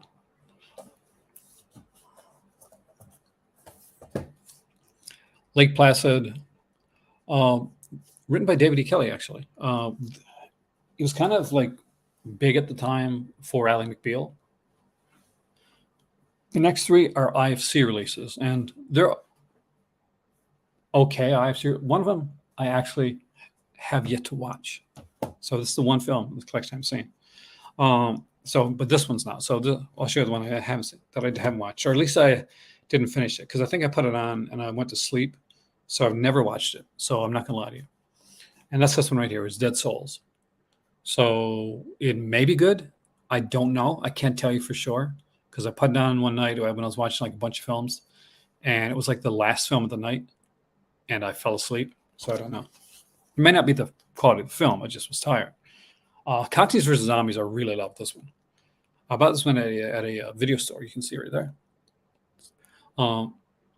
But love this one. I was a big fan of Michelle Ryan. She was in EastEnders as Zoe, and unfortunately she sadly won't come back, but she's really good in this. Hunter Blackman's in this one. And Beneath, which was really, really good. It's a Larry Fine Fessenden film. And if you haven't seen it, I definitely recommend it.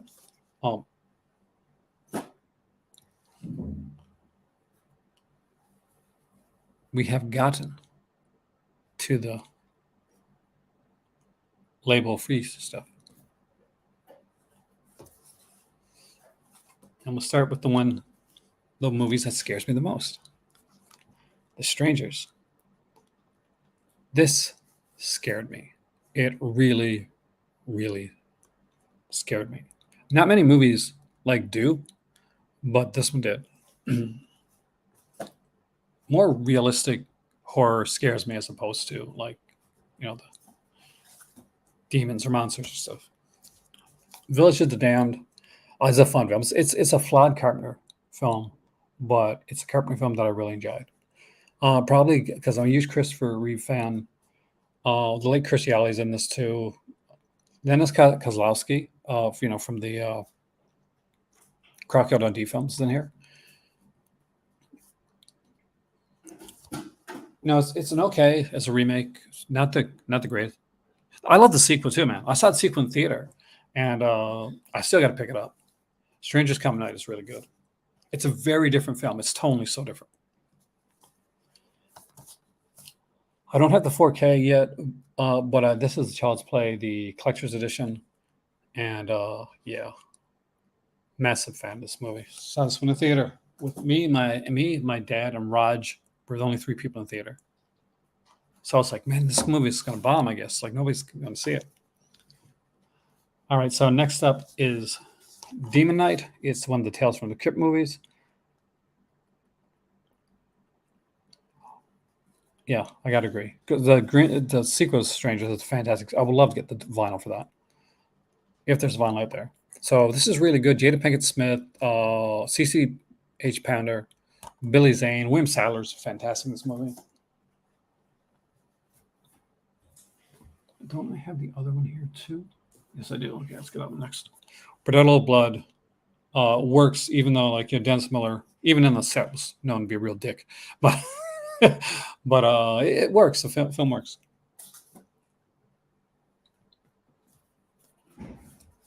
Tales from the Dark Side, the movie. Super love this one. Like, there's a ton of different stuff here. And but I gotta say, Wait. next up is The Serpent and the Rainbow by Wes Craven, and probably not one of the more kind of well known. Well, it's well known, but it's like not as well loved as some of the other stuff. But based on a true story, which is kind of freaky. And I kind of freaked me out knowing that. Peter Strange Secret, duh. Man, that is not fair. Hey, this strange that, by the way. I was really surprised to see this go to Scream Factory, not a Show Factory release. And it was Cyborg. But it was by the late Everett Pion, and really, really enjoyed this movie. It's a canon film. It shouldn't work, but it really does. And it's a space heist, would say, by the great Jean-Claude Van Damme, right?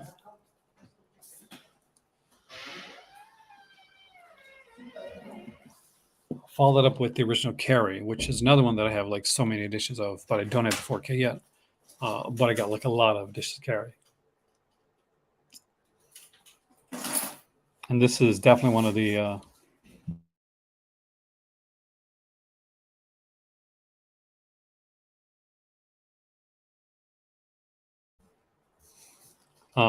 so it's I love this this cover. It's like so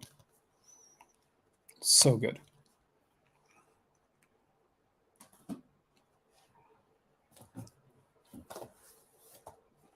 Here's one that a lot of people didn't pick up that you should. So if you haven't picked up this one yet, it's a bit of a hidden gem, and it's called Vice Squad. So it has Wings Hauser, and he's so good in this movie. He plays this pimp that is obsessed with Elvis and is a sadistic SOB, and he is really, really good. This is a great cast. Like Gary Swanson's in this movie. Season Hubley's really good in this movie. But Wings Hauser steals the show. He steals the show. And this is loaded with features, hour-long interviews with different actors, 4K scans of the film, massive, huge interviews. It's loaded with features. Trust me, check this one out. It's something you got to watch. And kind of, sort of ironically, we'll use that word, I guess. The film. He does sing I forgot he's like, yeah, he does sing theme tune. It's not really a horror film. It's more of like a thriller. But on the there was a kind of a movie I watched in the theater, Terror in the Isles, and they show scenes from that movie, Vice Squad, in it. So Misery, actually, this one I got at Walmart, and this is one I love this movie, and I forgot how much I liked this movie until I bought it and rewatched it around Christmas, which is a great time watching the movie, by the way. Such a good movie. Hope you guys are like you're enjoying this, not too bored. But we're trying to get through everything. Bubba Hotep, another American-only release that showed up. Somebody actually ordered this one from HMV when HMV was around, and they didn't come and pick it up, so it got put on the shelf. And the second it did, I bought it, because you guys know I love Don Coscarelli. So, and Bubba Hotep's such a good film. They were going to do a sequel to this one, but they never did it. We're getting there, guys. Firestarter. Saw this in theater. I remember going to my theater in North Point and watching this movie. Tangerine Dream did the music for this, which is fantastic. Heather Locklear's got a very small role. But the one that steals the show, George C. Scott, he's just such a sadistic, evil character in that movie. Raising Cain. I love this movie, and I always forget how much I love this movie until I watch it. It's one of those. Like, I'll watch it. Man, that was a really satisfying watch. I love Brian De Palma stuff. Right to the end, man. Like, it's like, Lithgow was so good. It's so good.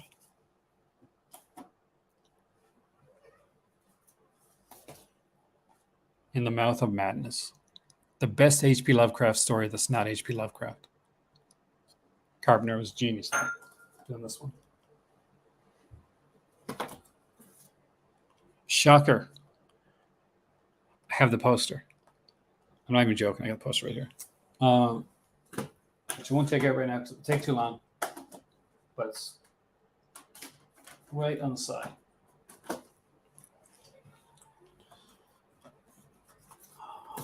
Craft, great film, some good new interviews in it. Was this worth getting the 4K, this one, because this is the old scan of the film, transfer of the film.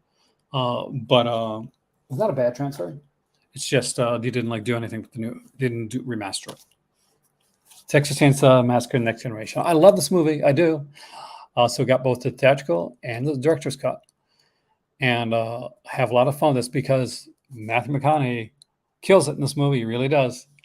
He's so good. Like, Leatherface is the worst part of this movie. Matthew McConaughey and Renee Zellweger steal the whole film. But there's a guy, and I can't remember his character's name. But, well, so he's a douche. And at the beginning, his girlfriend catches him cheating on him. And he spends the next little bit ways when they're driving away to explain how it's not his fault that he cheated on his girlfriend. It's actually her fault because he's a guy and he has to. They're wired that way. It's hilarious. It's an hilarious monologue, and the fact that he pulls off with a straight face is incredible. So this is My Bloody Valentine, and one of the things that I absolutely adore about this film is, well, one, I've always loved this movie. Two, it's how I met Jamie Blanks, who is a super, super nice guy.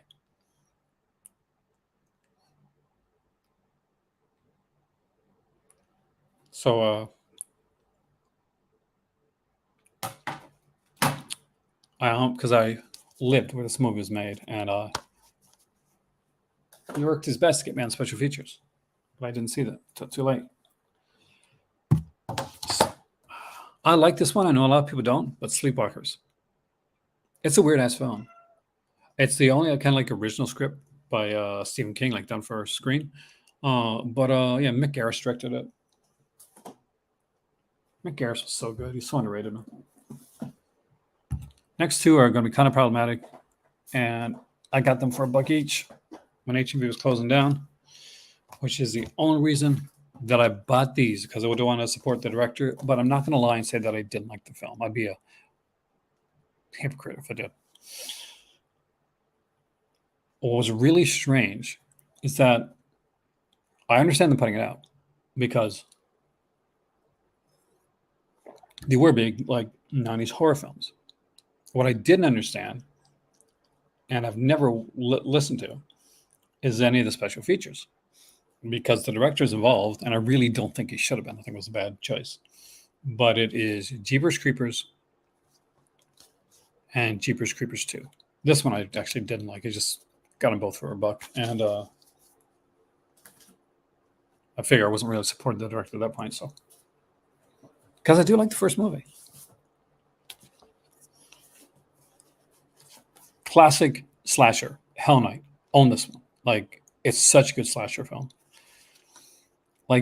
In slasher movies all the time, one of the big complaints is this: why don't they just go to the cops? Why don't they just go everybody does the wrong thing, or they run upstairs?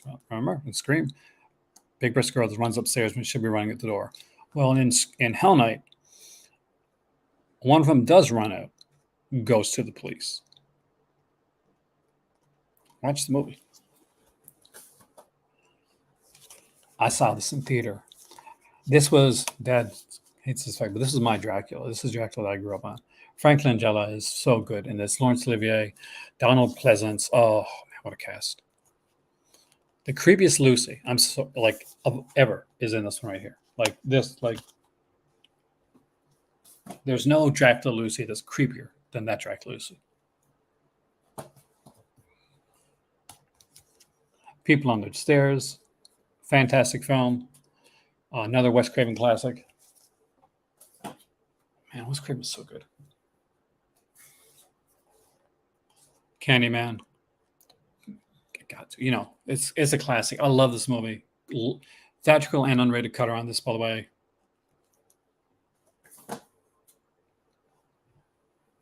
And I know some of these may have 4K releases, but for some of these, like the Blu-ray releases, are good for me.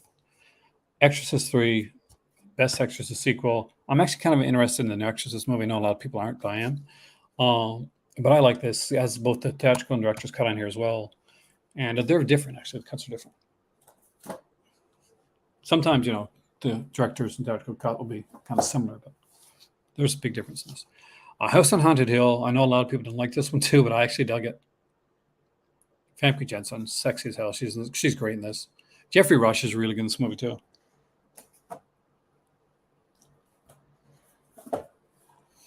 "13 Ghosts," another one that I adored. I actually spoke with this one on the Cobwebs podcast. So if you haven't listened to that Cobwebs podcast, it's a great podcast, by the way. You should listen to it. Cobwebs, Just the Discs podcast, just amazing stuff.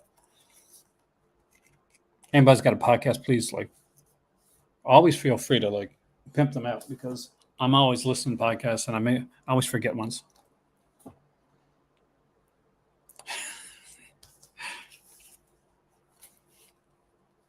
I just read your comment. Alone in the Dark, again, another fantastic movie. Oh, this is so good. Jack Shoulder wrote and directed this. Jack Palance, Martin Landau, Donald Pleasance, Dwight Schultz from 18. I love The Bleeder. I know the twist is kind of obvious, but I really dug it. 2 Jamie Blanks classics coming up here. Hey, Gina, welcome, man. What is Sun? So it's kind of expected.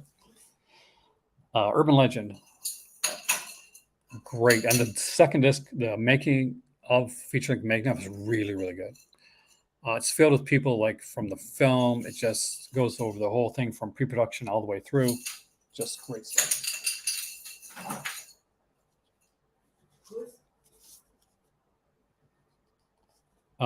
Valentine. Again, absolutely adore this movie. Everybody knows how much I love this movie.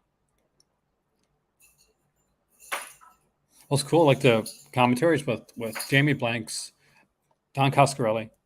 You guys know is one of my favorites, and Peter Brack, who did the Crystal Lake Memories book.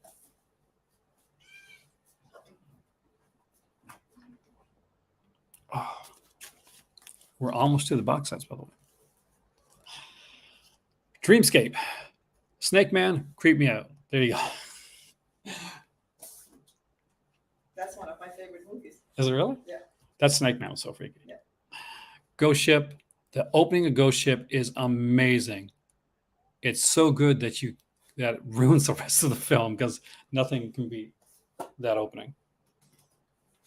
And my last two before we go into box sets, 4Ks, and Show Factory releases is Suddenly Daylight 1 and 2. You should own both of these. These are really good. The special features are good, especially part 2. I actually have a t-shirt of part 2, which I should have worn, actually.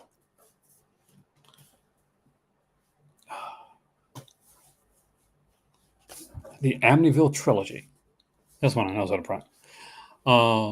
Has all 3 Amityville films in here, the original 3 theatrical films. What's really cool is I had a 3D TV at the time, and it is Amityville 3D, and it's real 3D. So it is so good. I like it. Amityville 2: The Possession, which is a great one, and of course the original Amityville. And I love the art, the post, the box art for all of these. Amityville 3 is the worst of 3 box arts, but to expect that's the worst of 3 films.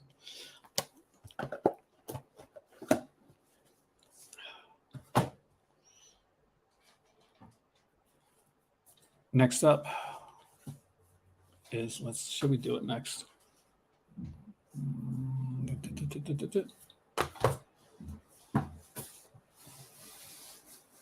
No, it's here. Now it's over there. So we'll wait on. No, we'll do it. Hold on a second. I gotta move my 4Ks a bit. That's when you're expecting, guys. Nightbreed. It was a collectible, man. I have it around the book here. I haven't seen it. Yes, after all the complaining I did about this set, I picked up actually 2 copies of it because I got one for my kid as well. But it's a cool one.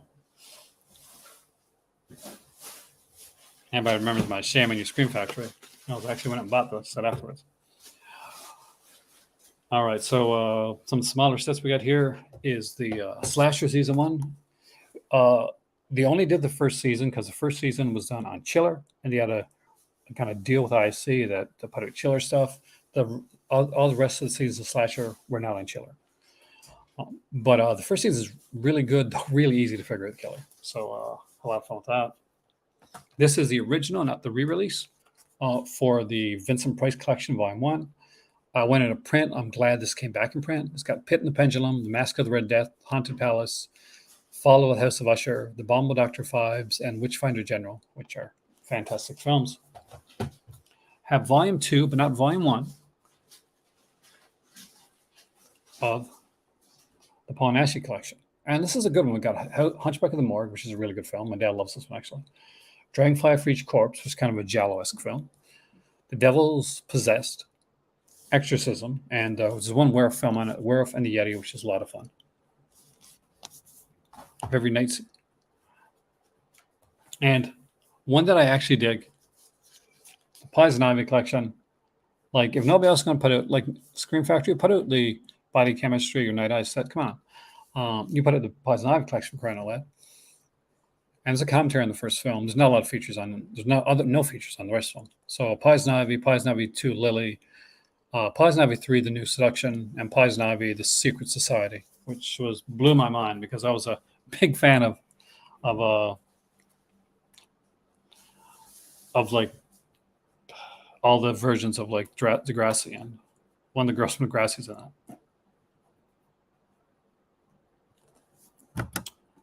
Next up is the Omen collection, and there's what I love about this is that it's the 3 original theatrical films, the kind of sequel, whatever, but they went to TV, and the remake of the Omen. So it's got all of them here. It's got some great features on it as well. So actually, I'm really glad I got that set. Also, we have. I'll get more closer. Creepshow, the hardback one. I gotta put the book. I got a book put in another place. And the It's Alive trilogy. There's one set I've got to bring over, isn't there? Okay.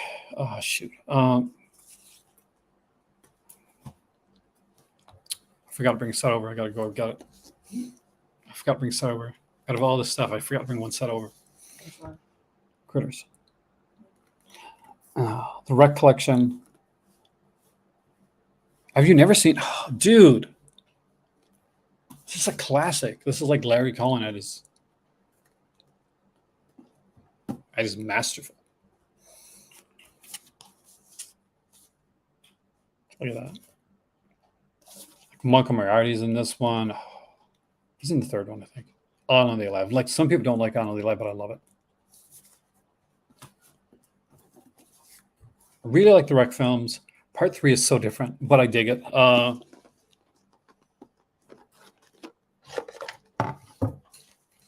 So, of course, the remainder is supposed to go. Was it Quarantine? Something like that? Yeah, Quarantine, I think. But watch these. These are the good ones.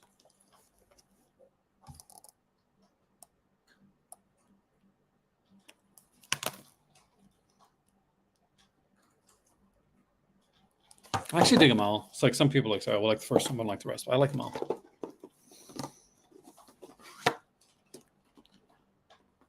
Whew. We're getting there, guys.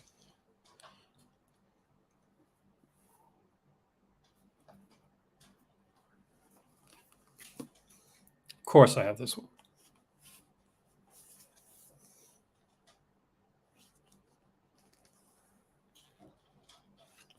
It's an amazing set.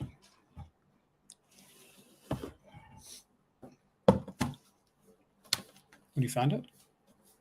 Thank you. Quickly show this one, which everybody should have, by the way. Critters Collection. All 4 films, making ofs for each and every one of these films. Some of the making ofs are like around an hour long or so.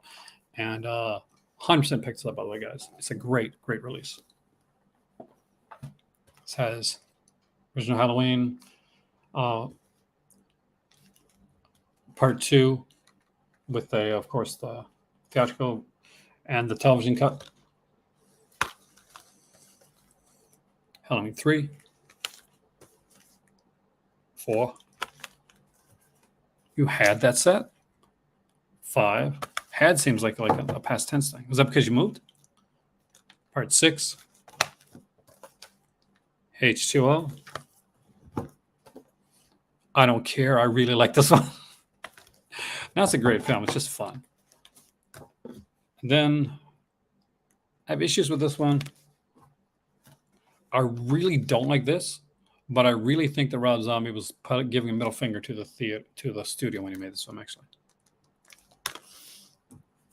And of course, there's the book that goes with it.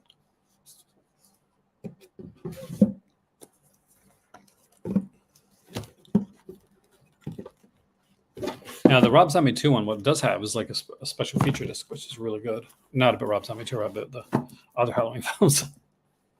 Even they knew that wasn't going to fly. And of course, if I got Halloween, then I must have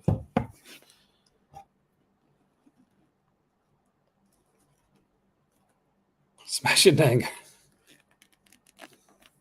This is not Boots to Reboot. No.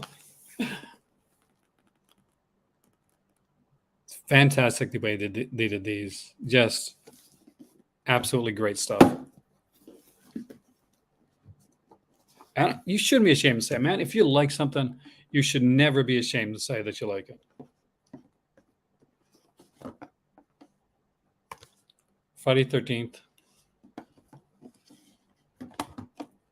Part 2. I love that they have the original artwork. That's just so cool. 3 with real 3D, by the way. Final chapter.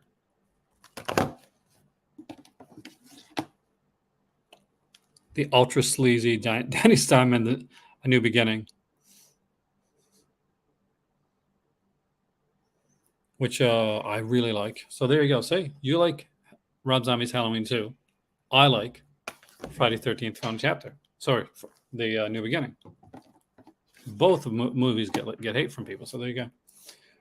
Jason Lives, a lot of fun, but it's my least favorite take on the Tommy Jarvis character. Although I do like the actor.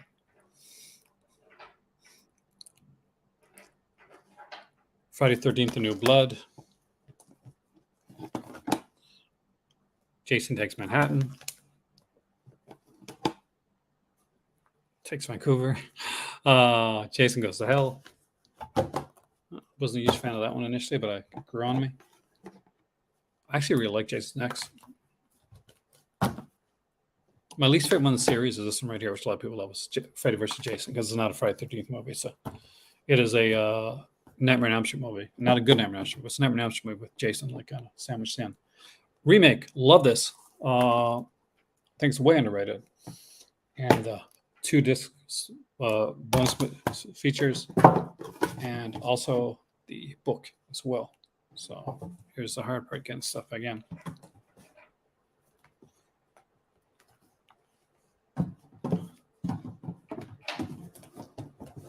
One-handed.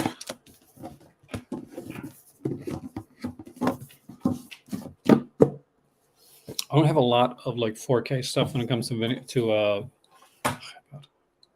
comes to their to this. I only got a handful, like literally.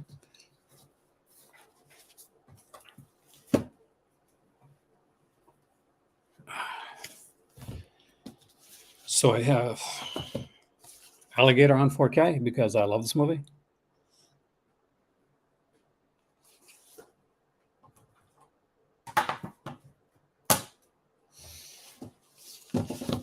Halloween on 4K. Halloween 2 on 4K. I'm missing Halloween 3 on 4K. But I got Halloween 4, Halloween 5, and the box set was like American exclusive. So my better half had family going to the United States. They got this for me for my birthday, and my better half got it. They brought it. Now, I'll love me some Scream Factory. As an extra special bonus at the end of this, I brought over some Shout Factory stuff to show you guys. Some Shout Select, some stuff that I just really like. So I'll show the Shout Select first in numerical order because I don't have a lot of Shout Select stuff. I have Midnight Run, which I absolutely adore this film. I was so excited when they put this out. But my favorite Shout Select movie is Nighthawks. Again, this is an incredible film. It was the first North American film for Rutger Hauer. The interview with the press agent at the time for Stallone is on here. It's really good. I tried to. I mean, like when I go back to Canada, strangely, I try to get some Scream Factory stuff. So this video was initially going to be called, like, in defense of Scream Factory, because I still think Scream Factory, one, puts out a lot of great stuff, but two, look at the stuff that I've shown on here, like the releases that would not be out if it wasn't for this company. And good, really great releases as well. They put out stuff that we thought would never get released. And I'm just so glad. And here's a couple of like out of print stuff. Maddie, you know these because I think me and Maddie talked about these when I was getting these. Brad Davis is really good. Chiefs is such a great. I need that miniseries. It's so good. Fists of Fury, the Shout Factory, like a Shout Select release, went out of print because he lost the rights to it. I'm like kind of. It's a source of pride that I got this. Return the Dragon, just a classic. I mean, you could, but I think overall, for me, Malcolm, for the stuff that I like, for my like genre, for the films that I love, I don't think any company, like, and I love all the labels, like, you know, I buy all the labels, has put out as many, like, releases, like, that I absolutely love. Oh, perfect. I love that, man. As Scream Factory, because I'm a kid of the 80s, and, you know, I was an adult in the 90s, and like I love a lot of stuff that Vinegar Syndrome, that Severance put out, that Blue Underground's put out, that Criterion's put out. But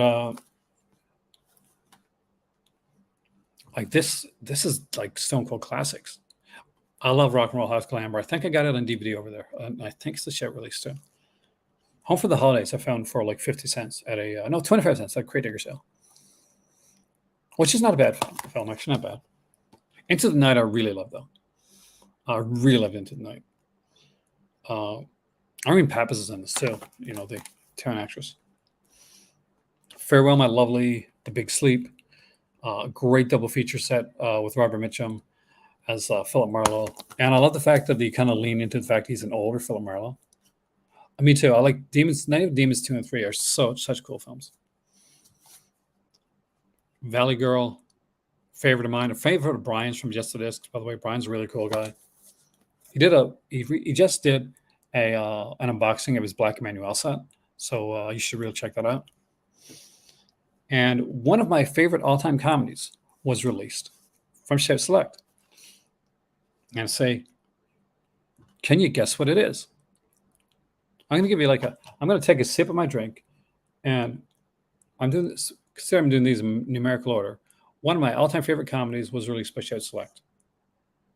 Can you guess what it is?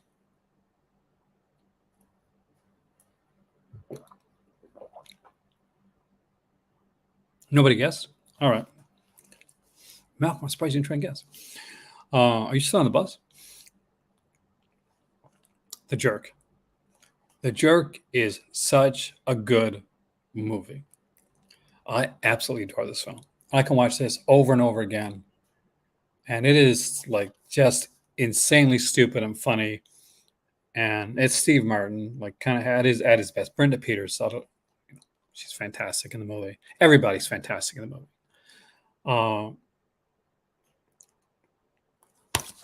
If you've never seen it, I definitely recommend check it out.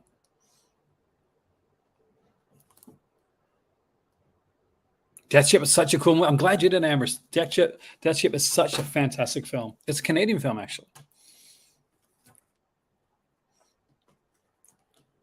But those aren't the only shouts. I got a couple other shouts to show you guys before we shuffle off of this video.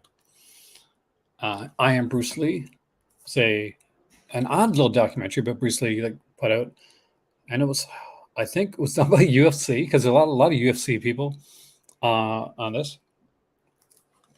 I was excited when I found these for really cheap. There was these double features, Crime Story and The Protector, Jackie Chan, and then Battle Creek Brawl, and City Hunter, which is it's a little bit kind of insane. Like there's Jackie Chan as Chun-Li. That's different. The special edition that they did for Death Wish 2, both with the theatrical and uncut version of it as well. I don't have the 4K edition. Is he really? I did not know that. I don't think I played that UFC game. I don't think it is, Amber. I don't think that was included. Hackers. It's a fun release. I mean, Johnny Lee Miller, like long before like Elementary. Angelina Jolie. Fisher Steve. The Cookie Monster virus. Yeah, because I think it was like Chef Factory exclusive. I actually dig this film, though. Like their ideas on what like hackers are, and the hacker like was not exactly spot on. I love Captain America. It's Albert Pion. This is so cheesy. Matt Salinger. I think he was like the grandson of like J.D. Salinger. I did not even know you could play as Bruce Lee in those UFC games, guys. Why did you not tell me?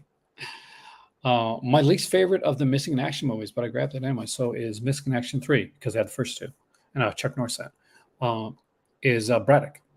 It's okay. I mean, I like it now better than I used to like it, but compared to the other one, it's not the greatest. Invasion USA, which is a lot of fun. Richard Lynch is in this. He's so good. It is utter cheese. It's by Joseph Zito, who basically, he did, Friday 13th Part 4 and Prowler. UFC 3 is one. Oh, see, they're all free on my Xbox, so I'll check it out. Exterminator 2, because I had the DVD and the Blu-ray. I found this one at Shopper's Drug Mart for $5, so it's not a bad release. My favorite comedy that was ever put out by Shout Factory is Kentucky Fried Movie. It is an insane film. It is crazy. I love it. This is where you get Catholic high school girls in trouble. A Fistful of Yen, which is a lot of fun. Cleopatra Schwartz. The Wonderful World of, Just, and this is a really good, like, hour-long, like, documentary on there as well.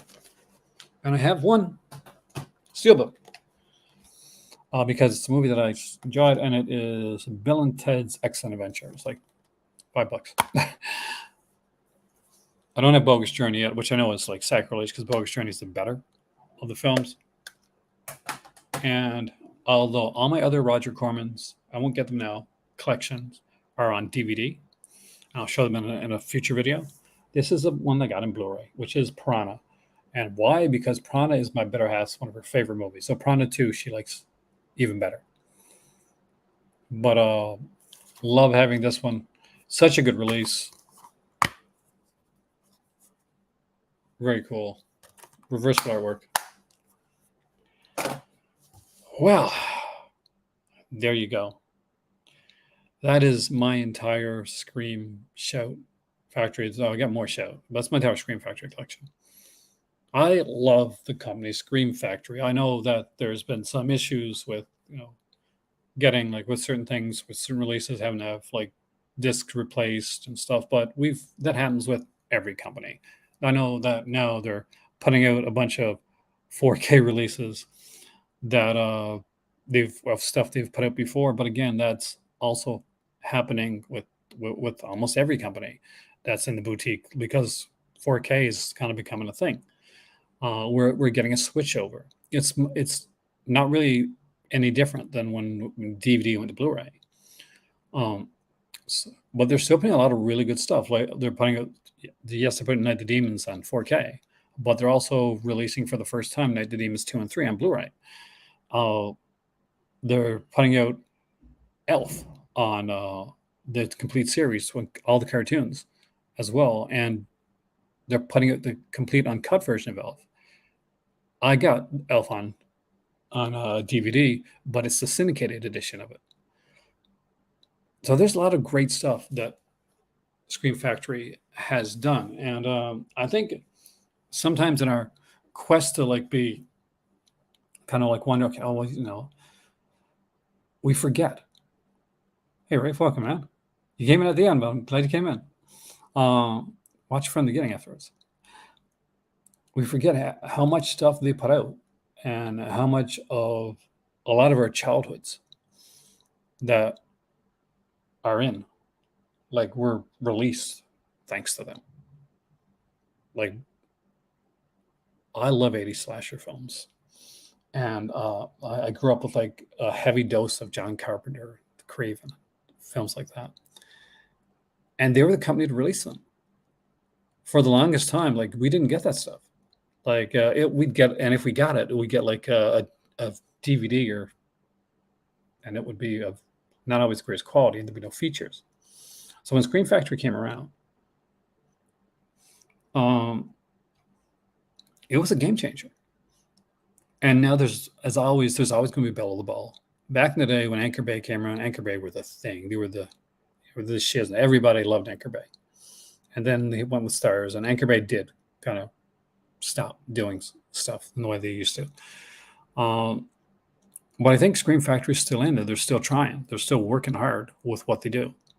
That's just my thoughts on it. In defense of Scream Factory, some of my favorite releases of my entire collection are right here. Some of my most watched stuff is probably Scream Factory.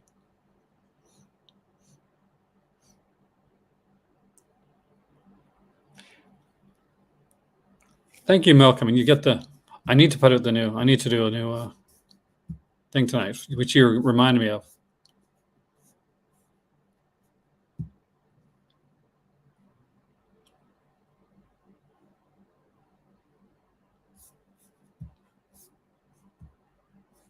See, I disagree because that I always make fun of Evil Dead 3, like people that were upset about Evil Dead 3.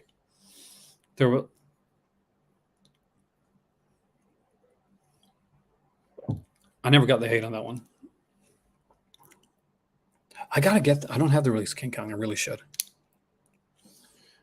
But at just over 2 hours long, I want to thank everybody that came in today. I really appreciate it, especially I know it's on a Sunday and a lot of people are doing things or going places. So, or with their family. Thank you so much.